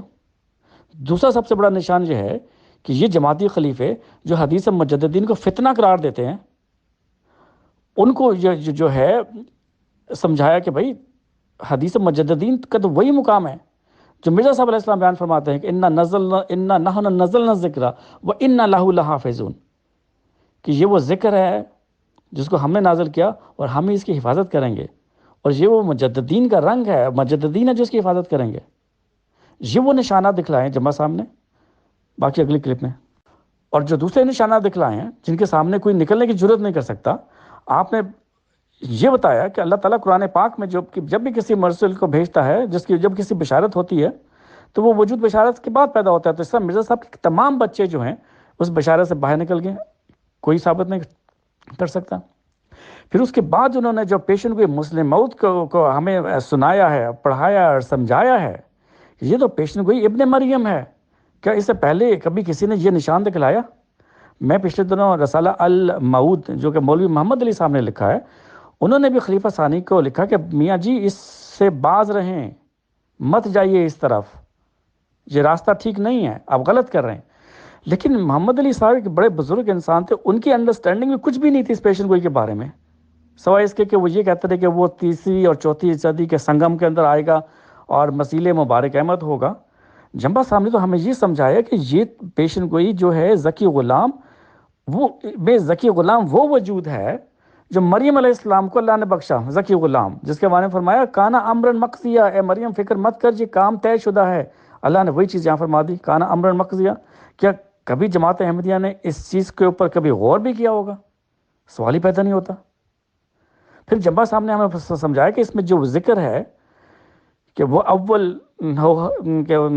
و آخر و اعلیٰ جو ہے مظہر الحق والعلیٰ کان اللہ نزل من السماء، اس کا مطلب کیا، اس کا مفہوم کیا ہے؟ جو شخص جو مسلم موت چلا گیا 70 سال اس کے جاننے والے ایک لفظ نہیں اس کے اوپر بتا سکے ہمیں۔ انہوں نے پوری کی پوری کتاب ورچو از گاڈ جو ہے، جس کو وہ ایک نشان قرار دیتے ہیں، وہ ایک بہت بڑا نشان ہے، وہ کھلے گا انشاءاللہ اپنے وقت کے ساتھ۔ اسی نشان کو جو ہے میں نعمت اللہ ولی کا قصیدہ پڑھا تھا، وہ فرماتے ہیں کہ مسیح کے ہاتھ میں ایک چمکتی ہوئی تلوار ہوگی، یہ وہی چمکتی ہوئی تلوار ہے جسے ورچو از گاڈ کہا گیا۔ تو یہ سارے نشانات ہیں، لیکن نشانات کے اندر جو ہے اسی کو سمجھ میں آتے ہیں جس کے پاس عقل ہوتی ہے۔ یہ ہمیشہ یہ یاد رکھیے کہ نشانات اللہ تعالیٰ جب کسی بندے کو دیتا ہے تو وہ نشانات جو ہیں اس کو آپ کمپیئر نہیں کر سکتے کہ جی موسیٰ کو تو عصا کا سانپ بن گیا تھا ویسا دے، یا پھر جو ہے عیسیٰ تو مردے زندہ کر دیتا تھا۔ اب مسیح علیہ السلام فرماتے ہیں کہ وہ تو مردے زندہ کرنا کون سی بڑی بات ہے، ہم تو روحانی طور پر اگر کوئی زندہ کرے تب بات بنتی ہے۔ اب دیکھیے اگلا وہ مسیح علیہ السلام نے کس طرح اس کو ریجیکٹ کر دیا۔ اللہ تعالیٰ جب بھی کسی شخص کو نشان دیتا ہے تو وہ نشان اس کے وقت کے مطابق ہوتے ہیں، اس کی قوم کے بعد مطابق ہوتے ہیں، اس زمانے کے مطابق ہوتے ہیں۔ میں سمجھتا ہوں جنبہ صاحب کو جو علمی نظریہ ہے وہ اس کی عکاسی کرتا ہے، تو اس کے اوپر انشاءاللہ کبھی ہم بات کریں گے، بلکہ حضور کو بھی اس سلسلے میں وہ آئیں اور وہ اس میں ہم بات کریں گے، جیسے کہ انہوں نے فرمایا کہ وہ ضرور اس پروگرام میں شامل ہوں گے جس میں ورچوز گاڈ جو ہے اس کا ذکر ہو۔ تو یہ وہ نیکی خدا ہے کا تصور ہے، یہ وہ تصور ہے جو ادیان کو جو ہے وہ اکٹھا کرے گا۔ اور جیسا کہ میں نے قرآن پاک کے سورہ نساء کی جو آیت پڑھی کہ اہل ایمان پر کوئی ایسا نہیں ہوگا جو عیسیٰ پر ایمان نہ لائے، اور پیشن گوئی مسلموں کا آخری پیراگراف آپ پڑھ لیجئے، اس میں کیا لکھا ہوا ہے، پھر وہ اپنے نفس نقطہ آسمان کی طرف اٹھایا جائے گا۔ تب مینس کب؟ جب قومیں اس سے برکت پائیں گی۔ تو وہ شخص تو جو ربوہ کے اندر پیدا ہوا، ربوہ کے اندر جو مسلم موت بیچارہ دفن ہے، اس کو تو کوئی 2 میل کے فاصلے میں کوئی نہیں جانتا کہ یہاں پر کوئی مسلم موت بھی دفن ہوا ہے۔ تو یہ نشان ہے جنہوں نے اس چیز کو ثابت کیا اور اس جماعت کی آنکھیں کھول دی کہ بھائی تم کہاں بیٹھے ہوئے ہو، کس دجل کے اندر بیٹھے ہوئے ہو، اور کون سے دجل کے اندر تم پھنسے ہوئے لوگوں کو پھنسایا ہوا ہے۔ تو سب سے بڑا نشان جو دیا ہے وہ یہی ہے، وہ ہے نا وہ قبروں میں جو دبے پڑے لوگ ہیں انہیں ایک زندگی کی آس دی ہے، ان کو ایک زندگی بخشے گا وہ۔ تو اس سے بڑا نشان اور کیا ہوگا؟ جی محترم، بہت شکریہ۔ ہم آگے چلتے ہیں۔ اصل میں میری بھی بہت سے لوگوں سے علمی بحثیں ہوتی رہتی ہیں، اور اس موضوع کے بارے میں بھی کئی لوگوں سے جماعت احمدیہ کے لوگوں سے بھی بات ہوئی ہے محترم عبدالغفار جمبا صاحب کے اس دعوے کے بارے میں، اور مجھے یہ جان کر حیرت ہوئی کہ جماعت احمدیہ سے تعلق رکھنے والے بھی بعض لوگوں نے یہ کہا کہ چلو اس حد تک تو ہم ماننے کو تیار ہیں کہ جمبا صاحب نے جو پاسٹ میں جا کے اور مرزا صاحب کی کتابوں سے ثابت کر کے یہ بتایا ہے کہ مرزا بشیر الدین محمود صاحب جو تھے وہ وجود نہیں تھے، اور اس کی نہ صرف دلائل کے علاوہ کچھ اور وجوہات بھی ہیں جو ان کی ذاتی زندگی سے متعلق ہیں۔ باقی اگلی کہ اس حد تک تو بات ٹھیک لگتی ہے، چلو ہم نے مان لیا وہ روح القدس پا کر کھڑے ہو گئے، چلو یہ مان لیا وہ ذکی غلام ہیں، چلو یہ مان لیا وہ مسلم مود ہیں، لیکن ان کا کام صرف اتنا ہی تھا کہ وہ جماعت احمدیہ کا جو نظام، ایک جابرانہ نظام جس نے لوگوں کو بالکل جکڑ لیا ہے آہنی پنجے کے ساتھ، اس کی ذرا خوب پٹائی کرتا اور آنے والا، اور اس کی جو کمزوریاں کمیاں تھیں وہ کھول کر بیان کرتا، تو وہ کام تو جمبا صاحب نے بہت اچھا کیا ہے، ان سے اچھا شاید کوئی کر نہ سکتا۔ اس کے لیے ضروری تھا کہ آنے والے کی شخصیت جو ہے اس میں کچھ ایسی ایک کیا کہتے ہیں سختی ہوتی، اور ایک اس چیز کے بارے میں ایک روتھلیس قسم کا ایٹیچیوڈ ہوتا، تو وہ کام تو انہوں نے بہت اچھا کیا، حتیٰ کہ ایک آثار سے اس بات کے شروع ہو گئے کہ جماعت احمدیہ کا نظام جو ہے وہ اپنے ہی لوگوں کی توقعات پہ پورا نہیں اتر سکا۔ باقی اگلی آڈیو۔ اور اس نظام کے نیچے دبے ہوئے جو لوگ جس طرح کراہ رہے ہیں، اور وہ سب جو ہے وہ بہت ہی دردناک ہے، لیکن عہدیداروں کو اس بات کا کہ کیا ہو رہا ہے، اور اب پر جو یعنی اشرافیہ ہے وہ اس احساس سے قطعی بے حس معلوم ہوتی ہے۔ یہ ساری باتیں تو بالکل ٹھیک ہیں، اور دوسرا یہ ہے کہ وہ جو کہا گیا تھا کہ جی خلافت جو ہے وہ 21ویں صدی تک اس کا مطلب ایک طرح سے ڈاؤن فال شروع ہو جائے گا، تو ڈاؤن فال ظاہر ہے کہ جو چیزیں 100-150 سال میں بنی ہوتی ہیں ان کا ڈاؤن فال بھی ایک دم نہیں ہوتا، آہستہ آہستہ ہوتا ہے۔ تو اس کے نتیجے میں ہم دیکھتے ہیں کہ یوٹیوب پر اور باقی مختلف جگہوں پہ مسلسل ایسے پروگرام جو جماعت احمدیہ کے لیے انتہائی میرا خیال ہے وہ لوگ بھی بہت ہرٹ ہوتے ہوں گے، اور انہیں بھی دکھ ہوتا ہوگا جو کچھ وہاں پہ ہو رہا ہے، اور جس طرح سے چیزیں بیان کی جا رہی ہیں، اور تاریخ کے ماضی میں جا کر کھنگال کر وہ چیزیں پیش کی جا رہی ہیں جو کہ انتہائی تکلیف دہ ہیں، اور بعض مطلب شرمناک حد تک تکلیف دہ ہیں۔ تو یہی ایک چیز کے ڈاؤن فال ہونے کا آغاز ہوتا ہے۔ باقی میں اگلی آڈیو۔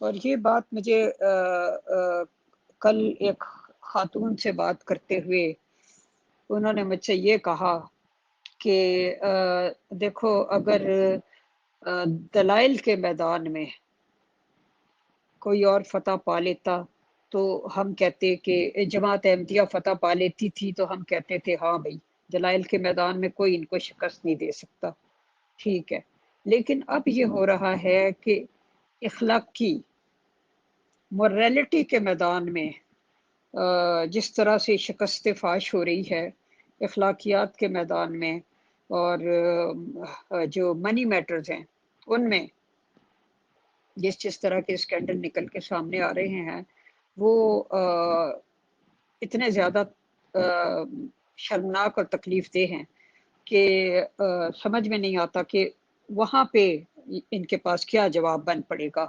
آئے دن مختلف جگہوں پہ غبن کے واقعات اور ظلم کے واقعات اور چندے کے معاملوں میں ہیر پھیر کے واقعات وغیرہ ہو رہے ہیں۔ اس حد تک تو چلو میری ان کے ساتھ بڑی تفصیلی گفتگو ہوئی اور بھی لوگوں کے ساتھ ہوتی رہتی ہے، اور وہ خود سمجھتے ہیں کہ یہ نظام جو ہے یہ ایک بے حس اندھا بہرا گونگا نظام ہے جس نے لوگوں کو جکڑ رکھا ہے. تو اس حد تک تو ٹھیک ہے، جمبا صاحب نے بہت بڑا اپنا رول ادا کر دیا. اب سوال یہ پیدا ہوتا ہے کہ وہ مسیح ابن مریم ہونے کا بھی دعویٰ کرتے ہیں. اب میں اپنا سوال پیش کرتی ہوں. وہ سوال یہ ہے کہ جس آنے والے موعود مسیح ابن مریم کا انتظار 3 قوموں کو تھا. مرزا صاحب نے تو دعویٰ کیا تھا کہ وہ میں ہوں، لیکن جمبا صاحب فرماتے ہیں کہ وہ صرف امام مہدی تھے، وہ آنے والا میں ہوں. یعنی یہود، نصارہ اور مسلمان، ان 3 قوموں کو اس کا انتظار تھا آنے والے کا. تو اب عبدالغفار جمبا صاحب سے سوال یہ ہے کہ انہوں نے کہاں تک ان 3 قوموں کو اپنا پیغام پہنچایا ہے، اور پیغام ہے کیا، اور کہاں تک انہوں نے ان کو سیٹسفائی کیا ہے. یہ ساری جو اتنی آڈیوز میں نے کی ہیں اس کا مقصد یہ تھا کہ ایک حد تک ہم یہ مان لیتے ہیں کہ چلو وہ کسی خاص مقصد کے لیے بھیجے گئے تھے اور وہ انہوں نے پورا کر دیا، لیکن باقی جو دوسرا حصہ ہے اور جو بہت مین اور بڑا حصہ ہے اس پر آپ نے کس طرح پورا ثابت کریں گے؟ آپ کی جو پہلی آخری ویڈیو سے پہلے جو ویڈیوز ہیں وہ بڑا زبردست مضمون ہے. میں اس کے اوپر کچھ تبصرہ ضرور کروں گا، میں اس کو ایسے نہیں جانے دوں گا. تو پھر ہم آخری ویڈیو کلپ کے اوپر آخری کلپ کے اوپر آئیں گے. کسی شاعر نے کہا ہے، لٹیروں نے جنگل میں شمع جلا دی، مسافر یہ سمجھا کہ منزل یہی ہے. احمدیوں کے ساتھ بالکل یہی معاملہ ہوا ہے. ان لٹیروں نے شمع جلائی اور مسافر سمجھا کہ یہی ہماری منزل ہے. اصل میں منزل تو قدرت ثانیہ تھی. ٹھیک ہے، یہ ایسے ہی ہے جیسے کوئی سادات کا ٹولہ کہے کہ جی ہم جو ہیں محمد صلی اللہ علیہ وسلم کی سید آپ کی نسل سے مبارک سے ہیں، اور خود وہ ڈاکو ہوں، اور پھر وہ کہیں گے جی ہمیں مان لو، ہمارے ساتھ بیٹھ جاؤ. بے نہیں، یہی چیز جو ہے ہمارے ساتھ جو ہوئی ہے. اس کی وجہ ایسا کیوں ہوا ہے؟ اس کی وجہ یہ کہ ہندوستان کے مسلمانوں کی خاص طبیعت ہے، جس کو اقبال، آپ نے شاید یہ نظم اقبال کی ضرور سنی ہوگی، اس کا نام ہے پنجابی مسلمان. اقبال فرماتے ہیں، اور اس میں ایسا لگتا ہے جیسے پوری جماعت احمدیہ کا ذکر ہے، کیونکہ وہ احمدی رہ چکے تھے، اس میں کوئی شک، کوئی دو رائے نہیں ہے. آپ فرماتے ہیں، مذہب میں بہت تازہ پسند اس کی طبیعت، کر لے کہیں منزل تو گزرتا ہے بہت جلد، تحقیق کی بازی ہو تو شرکت نہیں کرتا، ہو کھیل مریدی کا تو ہرتا ہے بہت جلد، تعویل کا پھندا کوئی صیاد لگا دے، یہ شاخ نشیمن سے اترتا ہے بہت جلد. یہ دیکھیے، یہ سارے تعویلوں کے پھندے ہیں سارے. خلیفہ خدا بناتا ہے، اور اس کی مثالیں جناب وہ ہاتھ جب مٹی پھینکی رسول اللہ نے، اللہ نے کہا یہ تیرا ہاتھ نہیں، یہ تو خدا کا ہاتھ ہے. یہ ساری تعویلوں کے اوپر جو ہے نا، ساری وعد اللہ الذین کی آیت جو ہے وہ خلافت کے اوپر فٹ کر ڈالی. اور نظام جماعت جو ہے اس کے اوپر آپ تنقید نہیں کر سکتے. نظام خلافت، نظام جماعت، جماعت احمدیہ، اور ایسی ایسی تعویلیں گھڑی گئیں کہ لوگ ان میں پھنس کے رہ گئے سارے. تو اقبال جو فرماتا ہے نا، غلامی میں ناکام آتی ہیں شمشیریں نہ تدبیریں، جو ہو ذوق یقین پیدا تو کٹ جاتی ہیں زنجیریں. تو اس وقت جو احمدیوں کو جو چاہیے، وہ جیسے فیض کہتا ہے نا کہ ہمت کفر، جرأت تحقیق، ذوق یقین. کیونکہ یہ احمدیوں کی حالت کو ایسا بنایا کیوں گیا؟ احمدیوں کی حالت کو ایسا بنایا اسی لیے گیا تھا کہ ایک شخص نے اپنے غلط دعوے کو رکھنا تھا، پھر کہنا تھا کہ کون ہے جو ماں کا لال جو میرے دعوے کے اوپر اعتراض کرے گا، خارج از نظام جماعت. دیکھیے، یہ اس کو عام لوگوں کو سمجھ میں نہیں آتا. یہ ایسے ہی ہے جیسے ضیاء الحق جو ہے وہ ملٹری کا چیف ہے، اور اس کے پورے ملک میں ہے، وہ پریزیڈنٹ بن چکا ہے ملک کا، وہ اپنے دعوے کو رکھتا ہے. تو کون ہے جو اس کے دعوے کو انکار کرے گا؟ آف کورس کچھ لوگ ہوں گے، فیض احمد فیض جیسے لوگ ہوتے ہیں ہر زمانے میں، لیکن بہت کم ہوتے ہیں، میجورٹی نہیں ہوتی.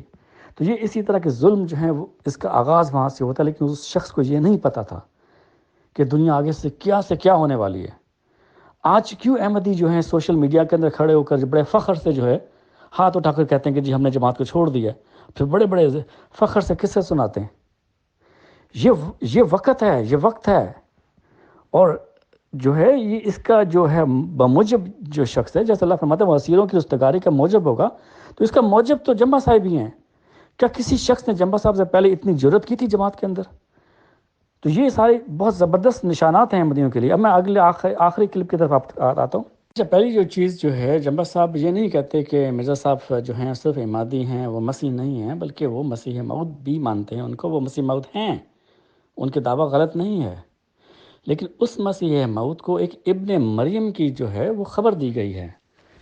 وہ ابن مریم جو ہے وہ اس نے آپ کے بطن سے پیدا ہونا تھا، جس کے بارے میں ایک بڑا زبردست الہام ہے فارسی زبان کا کہ زے درگاہ خدا مرد بسد اعزاز میں آیت،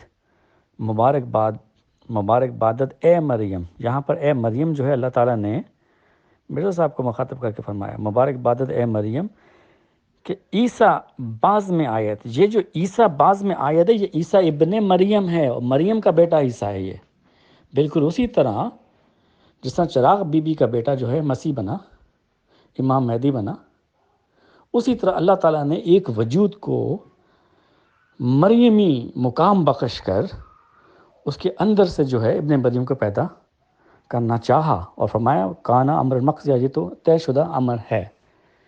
اب ہونا تو یہ چاہیے تھا، دیکھیے جیسے کہ حضرت مسیح علیہ السلام فرماتے گئے تھے کہ میرے بعد مل جل کر کام کرو، دعاؤں کے ساتھ اس وجود کا انتظار کرو۔ اب اگر ساری جماعت دعاؤں میں لگی ہوتی، اور یہ جماعت کے جو administrative caretaker set up تھا، جب ان کی بات سمجھ میں آتی کہ یہ شخص خدا تعالیٰ کی طرف سے ہاں یہ پیغام ہے، یہ لے کر آیا ہے، تو ہم ایک بہت بڑی طاقت کے ساتھ جو ہے عالم اسلام کے اندر جو ہے آتے اور ان کو بتاتے کہ دیکھو مرزا صاحب کی صداقت کے نشان، تم اس کو گالیاں نکالتے ہو، دیکھو خدا تعالیٰ نے کس طرح جو ہے اس کی صداقت پر مہر لگائی ہے۔ تم کہتے تھے اس کی تیسری بیوی نہیں ہوئی، وہ جھوٹا تھا، مکار تھا، نعوذ باللہ، یہ تھی اس کی تیسری بیوی جماعت احمدی، جو اس نے ہمیں آ کے سمجھایا۔ تم کہتے ہو خدا نے اس کو فرزند نہیں بخشا، جس کے تھرو جو ہے غلبہ اسلام، تو یہ ہے وہ وجود۔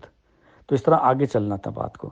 اب لیکن یہاں پر بین ہی وہی معاملہ ہو گیا جو حضرت عیسیٰ علیہ السلام کا جو ہے ظاہری حالت میں جو معاملات ہوئے ہیں، ہمیں بالکل وہی نظر آتا ہے۔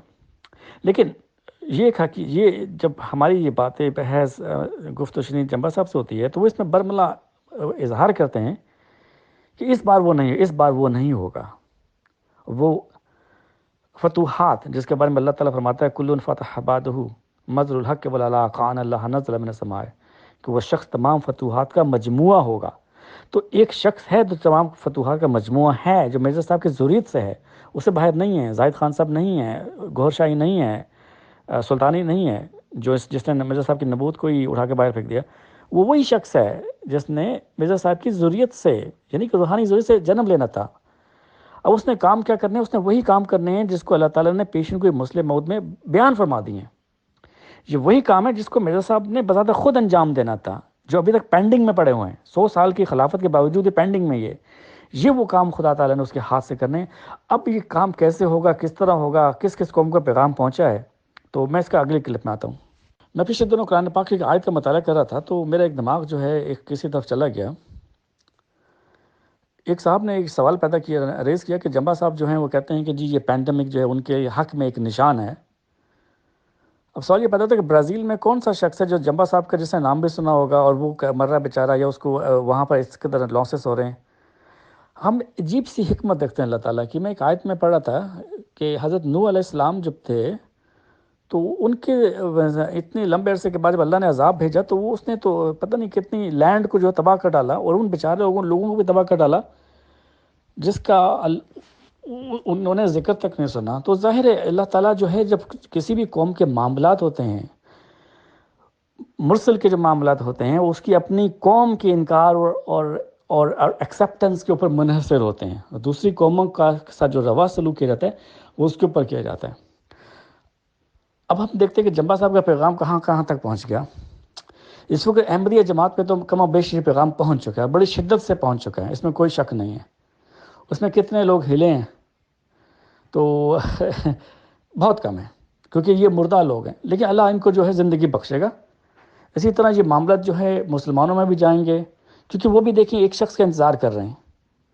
بے چینی تو پیدا ہوگی، اور اللہ تعالیٰ کی عجیب حکمت ہے، یا تو وہ غریبوں اور مسکینوں کو جو ہے بخش دیتا ہے، یا پھر اللہ تعالیٰ جو ہے بہت بڑے عذاب اور ٹرائل اور میں ڈال کر لوگوں کو تکلیفوں میں ڈالتا ہے، اور اس کے بعد جو ہے معاملات کو تبدیل کرتا ہے۔ ابھی اللہ آگے کیسے کرے گا تو یہ وہی بہتر جانتا ہے، اس میں کہنا بڑا مشکل ہے۔ اور جہاں تک قوموں کے پیغام کا تعلق ہے تو ظاہر ہے جمع صاحب کا یہ ایمان ہے اور یہ عقیدہ ہے، اور یہ سمجھتے ہیں کہ جب یہ نظریہ جو ہے یونیورسٹیز کی زینت بنے گا، جب وہ پبلک ہوگا تو ایک ڈومینو ایفیکٹ ہوگا اس کا، اور وہ جو ہے معاملات آگے کو کھلیں گے اور جو سعید لوگ ہیں اس طرف رجوع کریں گے۔ اب یہ کیسے ہوتا ہے اس کے اوپر کمنٹس کرنا بڑا مشکل ہے، تو یہ تو اللہ کے معاملات ہیں، وہی بہتر جانتا ہے۔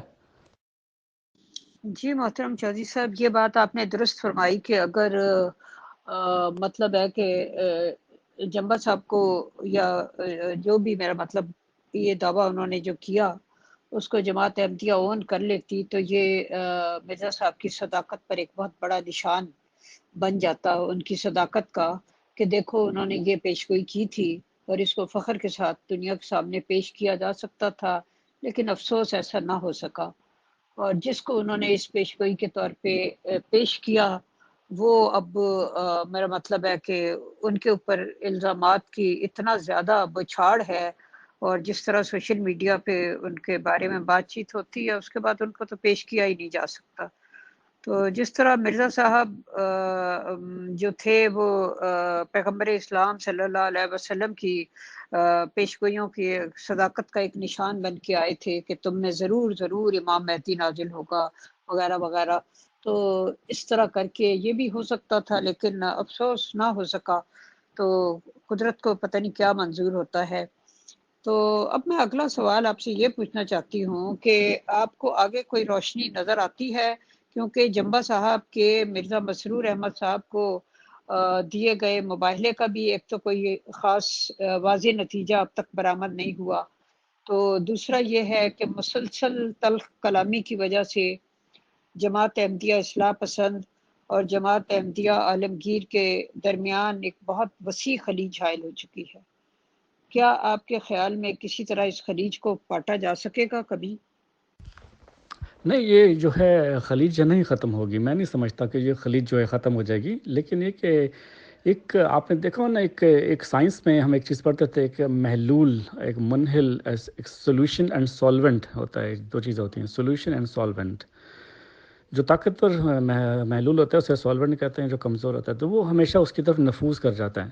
تو انشاءاللہ تعالیٰ جو ہے جو سعید لوگ ہیں وہ نفوذ کر جائیں گے، کیونکہ جماعت احمدیہ کے پاس کچھ نہیں رہ گیا۔ قطع نظر اس بات کے کہ جمع صاحب سچے ہیں یا جھوٹے ہیں، اگر آپ یہ دیکھیے کہ احمدی لوگ کہاں بیٹھے ہوئے ہیں آج کے دور کے اندر، سوشل میڈیا کے دور کے اندر، تو ہمیں بڑی تکلیف ہوتی ہے۔ میں ذاتی طور پر سمجھتا ہوں کہ جماعت احمدیہ اگر صرف دو ایسی حقوق ہیں جو اپنے احمدیوں کو دے دے تو یہ جماعت 25-30 سال میں ایک نسل کا بوجھ نہیں اٹھا سکے گی، ختم ہو جائے گی۔ وہ دو جو ہیں حقوق کیا ہیں؟ پہلا حق اگر جماعت احمدیہ ہر احمدی کو یہ دے دے کہ ہر احمدی لڑکا یا لڑکی اپنی مرضی سے اہل کتاب میں جہاں چاہتا ہے وہاں شادی کر سکتا ہے، جماعت اس کے اوپر کوئی ایکشن نہیں لے گی۔ اگر وہ چاہتا ہے کہ جماعت کا مربی نکاح پڑھائے تو جماعت کا مربی جو ہے وہ ہم دے گی جماعت جو بھی فیس لے گی، لیکن کوئی ایکشن نہیں ہوگا، اور کسی شخص کو یہ نہیں کہا جائے گا کہ تم نے اس کے نکاح میں شامل ہونا ہے یا نہیں ہونا، کوئی منع نہیں کرے گا۔ اس کو وہی رائٹ حاصل ہوں گے جو خلیفہ کے بیٹے کو یا بیٹی کو حاصل ہیں۔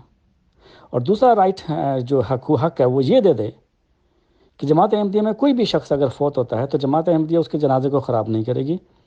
اگر وہ یہ چاہتا ہے کہ اس کو احمدیہ قبرستان میں دفن کیا جائے، خواہ اس نے چندہ پے کیا ہو یا نہ کیا ہو، وہ احمدی ہے تو وہ احمدیہ قبرستان میں جائے گا، اور ہر وہ شخص اس کے جنازے میں شرکت کر سکتا ہے، خواہ وہ جو ہے جماعت سے نکلا ہو یا خارج ہو یا جو اس نے باہر شادی کی ہو، تو وہ جماعت کا معاملہ ہے، اس میں کوئی دخل انداز نہیں کرے گی۔ اگر وہ چاہتا ہے کہ جماعت جو ہے اس کا جنازہ مربی پڑھائے تو جماعت اس کے جو ہے اتنے پیسے لے گی وہ اس کے جو ہے سروس پرووائڈ کرنے کے۔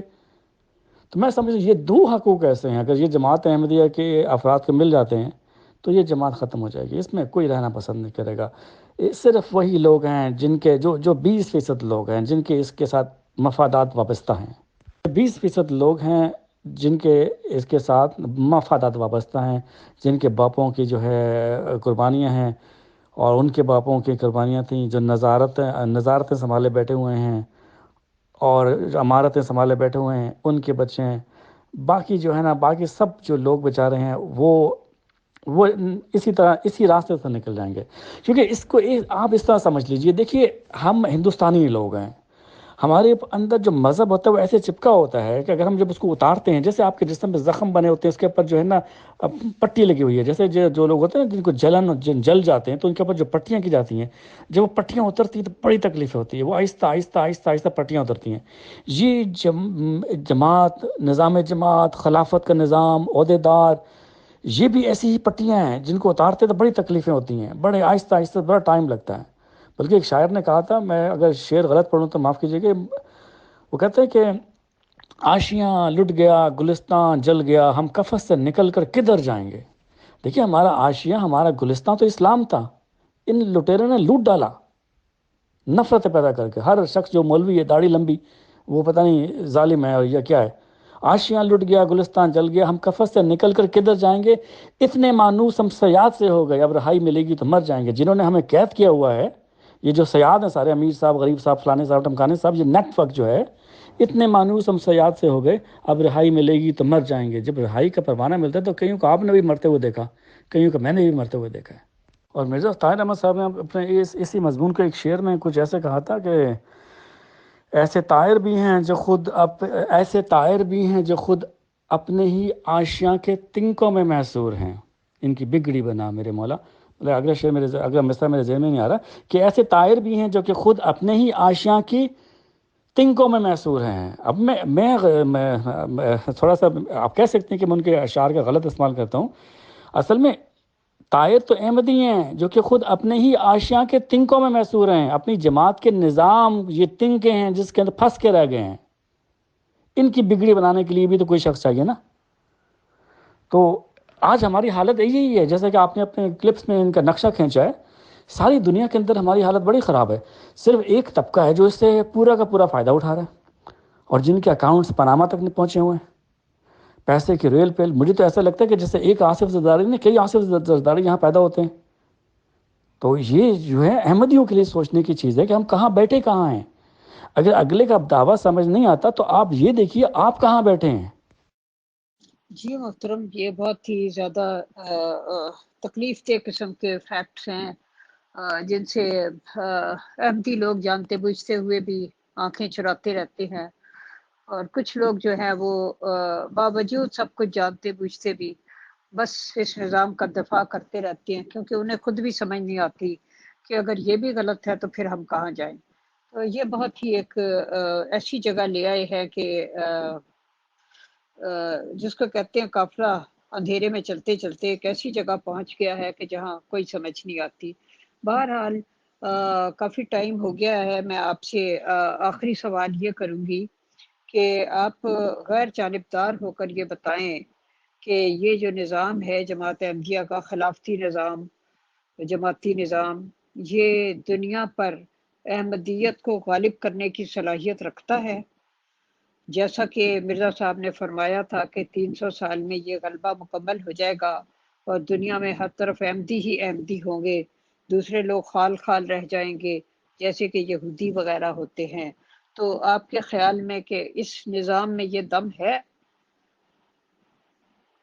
نہیں، میں نہیں سمجھتا کہ اس نظام میں یہ دم ہے۔ یہ نظام جو ہے وہاں پر ٹھیک ہے۔ دیکھیے، یہ نظام جو ہے وہی نظام ہے۔ آپ نے ایک ڈرامہ دیکھا ہوگا وارث، اس میں ایک وڈیرا ہوتا ہے چودھری حشمت، اس کا ایک ڈائلاگ آپ کو جو مجھے بہت پسند تھا وہ یہ تھا کہ وہ چودھری علم دین سے کہتا ہے کہ اوئے علم دینا ماسٹرا، کمیار دا پتر کمیاری رہندا، تو اینو جنی مرضی تعلیم دے دے، وہ کمیار دا پتر کمیاری رہے گا۔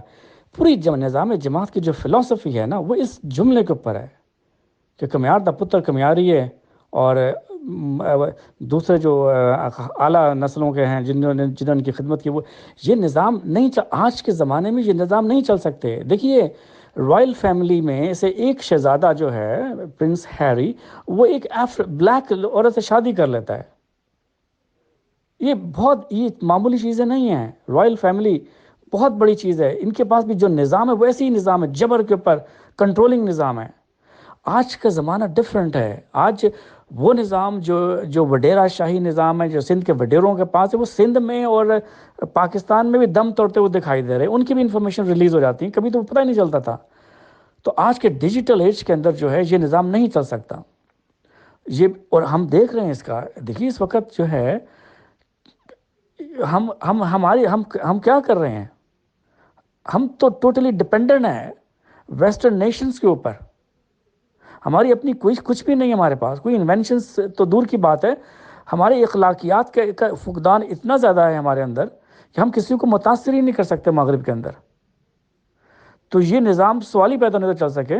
ہاں، اس نظام نے جو بنیادی غلطیاں کی تھیں، وہ بنیادی غلطیوں کا خمیازہ آج یہ جماعت جو بھگت رہی ہے.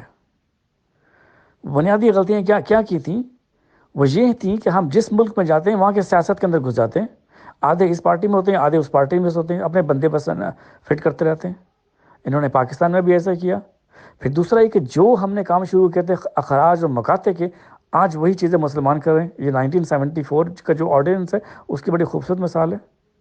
آج سے پہلے صرف جماعت احمدیہ اخراج کرتی تھی من حیث الجماعت، اور جس کو خارج کرتی تھی اس کو ترسا کے مار دیا جاتا تھا. پھر یہی کام مسلمانوں نے کیا.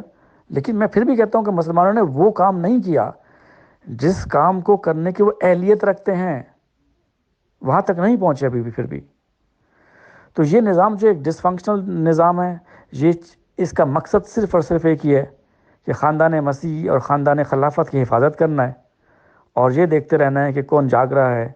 جو جاگے گا اس کو واپس اسی قبر میں گھسیڑ دیتے ہیں. تو یہ آج کے زمانے میں یہ نہیں چل سکے گا، سوشل میڈیا کے زمانے میں. اور ظاہر ہے ابھی آپ کو آئندہ جو ہے بہت ساری چیزیں ایسی نظر آئیں گی جو یہ تنگ کے ٹوٹتے ہوئے نظر آئیں گے، بکھرتے ہوئے نظر آئیں گے. تو یہ کیسے ہوگا؟ انشاءاللہ ظلم کے اوپر نظام نہیں چل پاتے، اس کو رکنا ہی ہوتا ہے. یہ بہت لمبا عرصہ ہو گیا. دیکھیے یہ نظام جو ہے نا، میں اگلی تھوڑا سا 1 منٹ لوں گا فردر ایک کلپ کے اندر. دیکھیے وہ شخص جس کو یہ مسلم موعود مانتے ہیں، وہ اتنا شاطر انسان تھا کہ وہ 1923 کے لگ بھگ اٹھتا ہے اور اٹلی جاتا ہے مسولینی سے ملنے کے لیے. مسولینی کون تھا؟ ایک ڈکٹیٹر تھا. ایک ڈکٹیٹر جس کی لاش پر 3 دن اٹالین تھوکتے رہے تھے. ان کو اس کی پالیسیاں پسند ہیں، ہٹلر کی پالیسیاں پسند ہیں، ان کو اپنایا جا رہا ہے. گستاپو جو تھا، جو نظام بنا تھا، وہ سارا ہے ان کے پاس ہے. تو یہ جب چیزیں ایکسپوز ہوں گی اور جب پبلک میں آئیں گی تو پھر ظاہر ہے لوگ جو ہیں دوسرے اٹھیں گے احمدیوں کی ہیلپ کرنے کے لیے. کیونکہ احمدیوں کی حالت آج ایسی ہے جیسے اسٹاک ہوم سنڈروم میں جسے کہتے ہیں نا، اسٹاک ہوم سنڈروم 1974 میں اسٹاک ہوم سویڈن میں ایک جگہ ڈکیتی پڑی. جو ڈاکو تھے انہوں نے لوگوں کو یرغمال بنا لیا، اور جو یرغمالی تھے ان کے سامنے جب ڈاکوؤں نے اپنا موقع پیش کیا تو یرغمالیوں نے ڈاکوؤں کے ساتھ مل گئے اور باہر کی دنیا کو کہا کہ یہ ڈاکو بالکل ٹھیک ہے، تم ان کوئی باتیں مطالبات مانو اور ہماری فکر مت کرو، ہم ان کے ساتھ ہیں. یہ ایک ایسی ریلیشن شپ ڈیولپ ہوئی جس کو بعد میں اسٹاک ہوم سنڈروم کا نام دیا جاتا ہے. احمدی بھی اسی طرح کی بیماری کے ایک بہت بڑے ویریئنٹ میں مبتلا ہیں. میں اسے کہتا ہوں خلافت سنڈروم ہے یہ. اور یہ خلافت سنڈروم جو ہے بحیثیت ہندوستانی ہمارے اندر ویسے ہی رچا بسا ہوا ہے. تو جس دن ظاہر ہے جب باہر کے لوگوں کو پتہ چلے گا کہ یہ احمدیوں کے ساتھ تماشے کیا کیے گئے ہیں، ظلم کیا کیے گئے ہیں، تو آف کورس جو ہے لوگ انٹروین کریں گے. اور یہ چیزیں اب میڈیا میں آ رہی ہیں، جرمنی میں بھی آتی ہیں، انگلینڈ میں بھی میڈیا میں بعضوں کو آتی ہیں کہ کس طرح احمدیوں کے رائٹس کا استحصال کیا جاتا ہے ان کے اپنے سسٹم کے اندر. تو یہ کوئی ڈھکی چھپی بات نہیں ہے. تو انشاءاللہ یہ ساری باتیں کھلیں گی اور دنیا کو جو ہے صحیح اسلام اور صحیح احمدیت کا پتہ چلے گا. اس احمدیت کا پتہ چلے گا، اس اسلام کا پتہ چلے گا جو مرزا صاحب لے کر آئے تھے. میں یہاں اس وقت محترم ایم چودھری صاحب کی اس بات کی مکمل تائید کرتا ہوں، اور یہ بالکل اپنی تحقیق کے انوسار بھی بتاتا ہوں کہ احمدی جماعت نظام کبھی بھی اس بات کو الاؤ نہیں کرے گی کہ احمدی جماعت سے جڑے ہوئے لوگ احمدی جماعت سے باہر کہیں بھی شادی کریں، چاہے وہ لڑکا ہو چاہے لڑکی ہو. اور میں اس بات سے بالکل سہمت ہوں کہ اگر یہ غلطی سے اس نظام کو کھول دیتے ہیں تو باقی میں ہی شاید کچھ نہیں رہ جائے گا. اور اس کے جو پلس اینڈ مائنس پوائنٹس ہیں وہ خیر ڈسکشن کا میٹر ہے. بٹ ڈاکٹر ایم چودھری صاحب کی یہ بات بالکل صحیح ہے کہ احمدی نظام جماعت کا ایک ستون ہے، یہ ایک پلر ہے، اس بات کو باؤنڈیشن رکھنا. شکریہ، جزاک اللہ. جی فیصل بھائی، میری بھی اور بھی بہت سے لوگوں کی یہ شدید خواہش ہے کہ آپ اس گروپ میں جماعت احمدیہ کا جو نظام ہے اور خلافتی نظام اور جماعتی نظام جو کچھ بھی ہے، اس کے بارے میں جماعت احمدیہ کے ممبران کو کھلی دعوت دیں کہ وہ آ کر اس نظام کو پروٹیکٹ کریں اور اس کے حق میں دلائل دیں کہ اس نظام کا شکایت کرنے والے تو ہزاروں ہیں، لیکن اس سے بینیفٹ کیا کبھی کسی عام انسان کو، عام احمدی کو ہوا ہے؟ عہدیداروں کو اگر بینیفٹس ہو رہے ہیں تو وہ ایک الگ بات ہے، لیکن عام احمدی جو بہت ہی ڈیڈیکیٹڈ ہوتا ہے اور بہت سادہ ہے اور معصوم ہے اور بہت سے ان میں سے تقویٰ کے اعلیٰ مقام پر ہیں، ان کو اس نظام کے ساتھ جڑے ہونے سے کبھی کوئی فائدہ بھی ہوا ہے؟ اس بارے میں میری آپ سے درخواست ہوگی کہ آپ کسی احمدی کو دعوت دیں اور ان کے ساتھ پھر چودھری صاحب یا عبد القدیر صاحب یا طارق چوہان صاحب بات کریں اور آپ خود بھی بات کریں۔ جی بغل میم، انشاءاللہ اس بات میں ہم کوشش کر رہے ہیں کہ احمدی جماعت کے لوگ آگے آئیں اور بات چیت کریں، اور اگر احمدی جماعت کے لوگ تیار نہیں ہوتے ہیں احمدیز نظام پہ بات کرنے کے لیے، یا جو شکایات ہمیں پوری دنیا سے موصول ہو رہی ہیں، مل رہی ہیں، وہ ہم سب سامنے رکھنا چاہتے ہیں، ہمارا فرسٹ پریفرنس احمدی جماعت کے لوگ ہی ہیں۔ اگر ان کی طرف سے ہمیں پازیٹیو ریسپانس نہیں ملتا ہے تو پھر ظاہر سی بات ہے کہ ہمارے پاس یہی آپشن ہے کہ پھر ہم اصلاح پسند جماعت کے ممبر سے رابطہ قائم کریں گے اور ان سے ہم فائنڈ اور فیکٹس پتہ کریں گے۔ شکریہ۔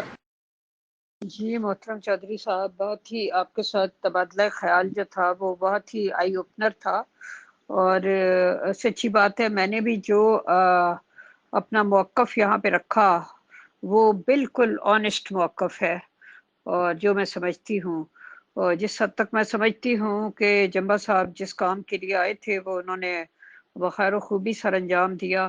باقی کی ابھی مجھے نہیں پتا وقت کیا ثابت کرے گا، شاید وقت ثابت کر دے، شاید نہ کر سکے ان کے باقی دعویٰ جات کو، اس بارے میں میں کچھ کہہ نہیں سکتی، لیکن سب سے بڑی بات یہ ہے کہ ہم لوگ یہاں بیٹھ کر آنیسٹلی اپنے اپنے جو نظریات ہیں اور ان چیزوں کو شیئر کر سکتے ہیں،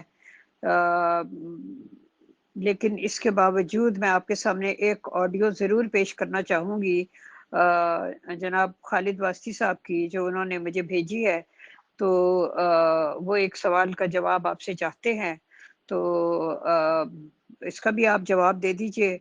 تو میرا خیال ہے اس قسم کی جو ہماری علمی گفتگو ہے انشاءاللہ آپ سے یا آپ کی جماعت کے باقی ممبران سے بھی چلتی رہے گی، اور اس سے بہت کچھ سیکھنے کو ملتا ہے۔ بات بڑی سمپل سی ہے، چودھری صاحب نے یہ موضوع قبول کیوں کیا تھا کہ وہ جمبا صاحب کو پیشگوئی مسلم موعود کا مصداق قرار دیں گے قرآن، حدیث اور تحریرات مسیح موعود علیہ السلام کی روح سے؟ اگر یہ کر نہیں سکتے تھے ثابت تو انہوں نے یہ موضوع کیوں لیا؟ نمبر ایک۔ نمبر دو، انہوں نے یہ مطالبہ اعظم سیفی صاحب سے کیوں کیا کہ وہ مصداق ثابت کریں قرآن، حدیث اور تحریرات مسیح موعود کی روح سے مرزا بشیر الدین محمود کو، جو کہ انہوں نے کیا اور اب بھی ثابت کیا جا سکتا ہے قرآن و حدیث اور تحریرات مسیح موعود علیہ السلام سے دلائل دے کے مرزا بشیر الدین کو پیشگوئی مسلم موعود کا مصداق ثابت کیا جا سکتا ہے۔ چوئی صاحب نہیں کر پا رہے تو انہوں نے یہ موضوع کیوں لیا تھا؟ جناب محترم عزت مآب واسطی صاحب، آپ سے کیا بحث کریں، آپ کو تو پچھلے 10 سال میں ذکی غلام اور وجی اور پاک لڑکا کا ڈفرنس سمجھ میں نہیں آ سکا کہ یہ ایک وجود ہے یا دو وجود ہیں۔ آپ کے آقا برملا کہتے ہیں کہ یہ دو وجود ہیں، آپ کہتے ہیں کہ نہیں جی ذکی اور پاک غلام جو ہے وجی اور پاک لڑکا کی ایک صفت ہے۔ تو آپ کو کیا سمجھ میں لگے گی؟ آپ کو حدیث مجددین بتائی، وہی حدیث مجددین جس پر مرزا صاحب نے اپنے دعوے کو ثابت کیا اسی سے جمبا صاحب ثابت کرتے ہیں۔ آپ کو سورج اور چاند گرہن کو رمضان کے مہینے میں ثابت کیا، دکھایا مرزا صاحب نے، اور یہاں جمبا صاحب بھی دکھا رہے ہیں۔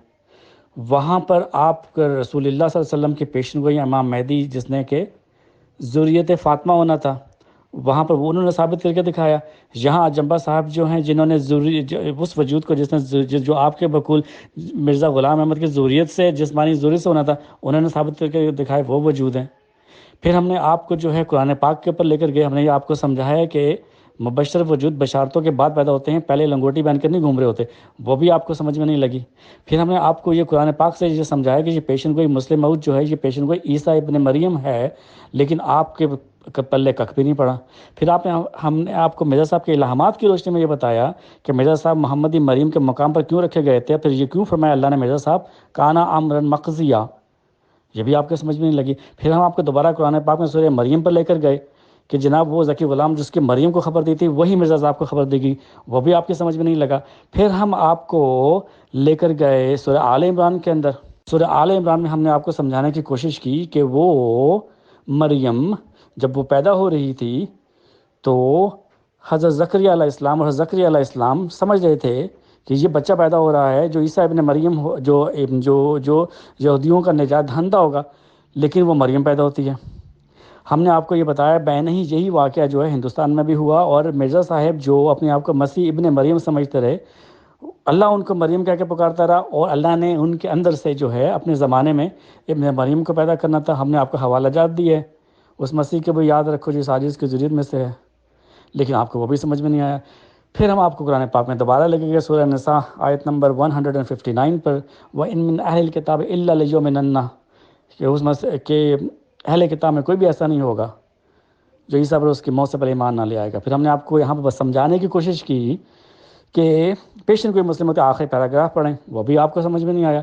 پھر ہم آپ کو بائبل میں لے کر گئے، پھر ہم نے بائبل سے ثابت کیا کہ یہ آج وہ وقت ہے جس میں بائبل کسی کے نازل ہونے کی خوشخبری دے رہی ہے، لیکن وہ آپ اس طرف بھی جانا آپ نہیں گئے۔ ہم نے آپ کو رسالہ الوصیت پڑھایا، سکھایا، وہاں پر ایک روح القدس کا ذکر ہے، درجنوں کا ذکر نہیں ہے۔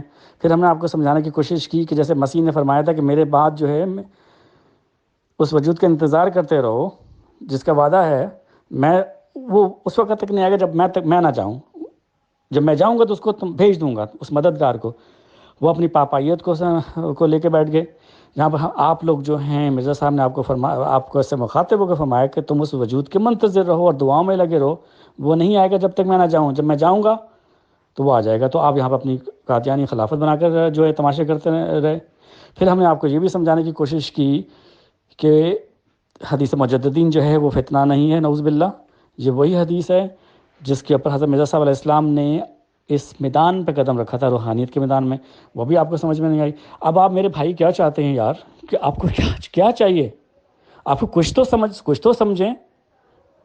مجھے نہیں لگتا کہ آپ کے اندر جو ہے اتنا پوٹینشیل ہے کہ آپ سمجھ سکیں۔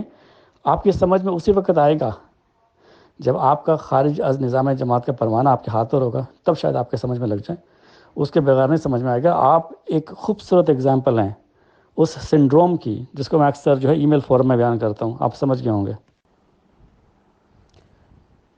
محترم اور معزز ممبران، السلام علیکم ورحمۃ اللہ وبرکاتہ۔ جیسا کہ آپ جانتے ہیں، پیور ڈسکشن گروپ ایک انٹرنیشنل ڈیموکریٹک گروپ ہے، اور فیصل بھائی نے اس کی یہ شناخت برقرار رکھنے کے لیے بہت محنت کی ہے۔ اس میں جو بھی ڈیبیٹس رکھی جاتی ہیں یا ڈسکشنز ہوتی ہیں یا انٹرویوز اور سوال جواب کی نشستیں ہوتی ہیں، ان کا مقصد یہی ہے کہ ہر مکتب فکر کو اپنی سوچ کے اظہار کے لیے ایک پلیٹ فارم ملے۔ پیور ڈسکشن کی انتظامیہ اگر کسی مسلک کے نمائندے سے سوالات کرتی ہے تو اس کا مقصد اسے جھٹلانا یا اس کے مخالف کیمپ میں بیٹھنا ہرگز نہیں ہوتا، بلکہ مقصد یہ ہوتا ہے کہ کسی بھی مکتب فکر یا مسلک کے نمائندے سے مزید سوالات کر کے اس کے نقطۂ نظر کو ہر پہلو سے پرکھا جائے، اور جو گوشے چھپے رہ گئے ہیں ان کو بھی منظر عام پر لایا جائے۔ باقی اگلی آڈیو میں۔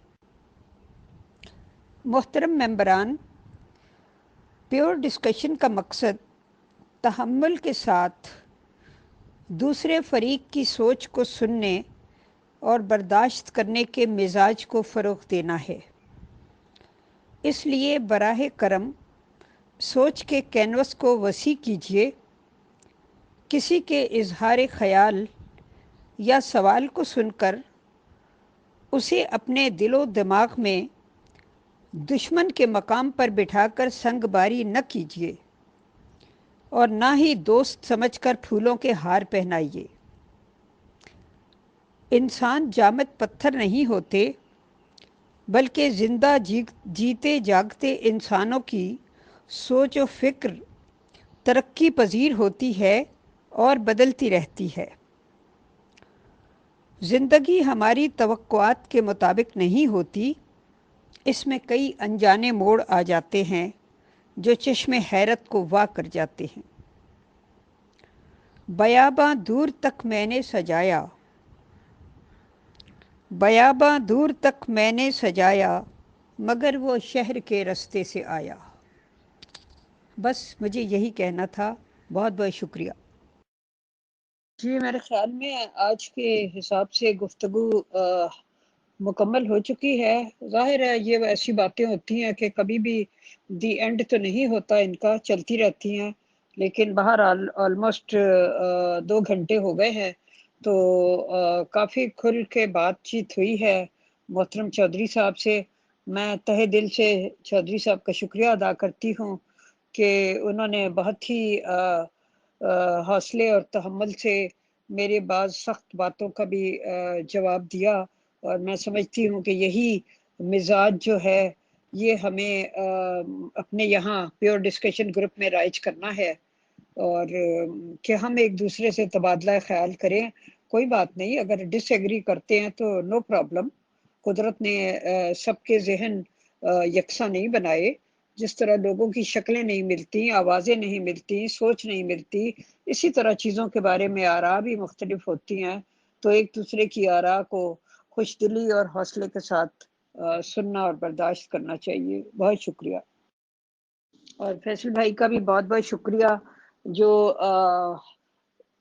اس سارے کچھ کو ارینج کرنے میں مدد کرتے ہیں اور چاہتے ہیں کہ لوگ آپس میں علمی سطح پر بات چیت کریں اور ان کے جو سوچ ہے اور ظرف ہے، برداشت ہے، وہ وسیع ہو۔ تو بہت شکریہ فیصل بھائی آپ کا۔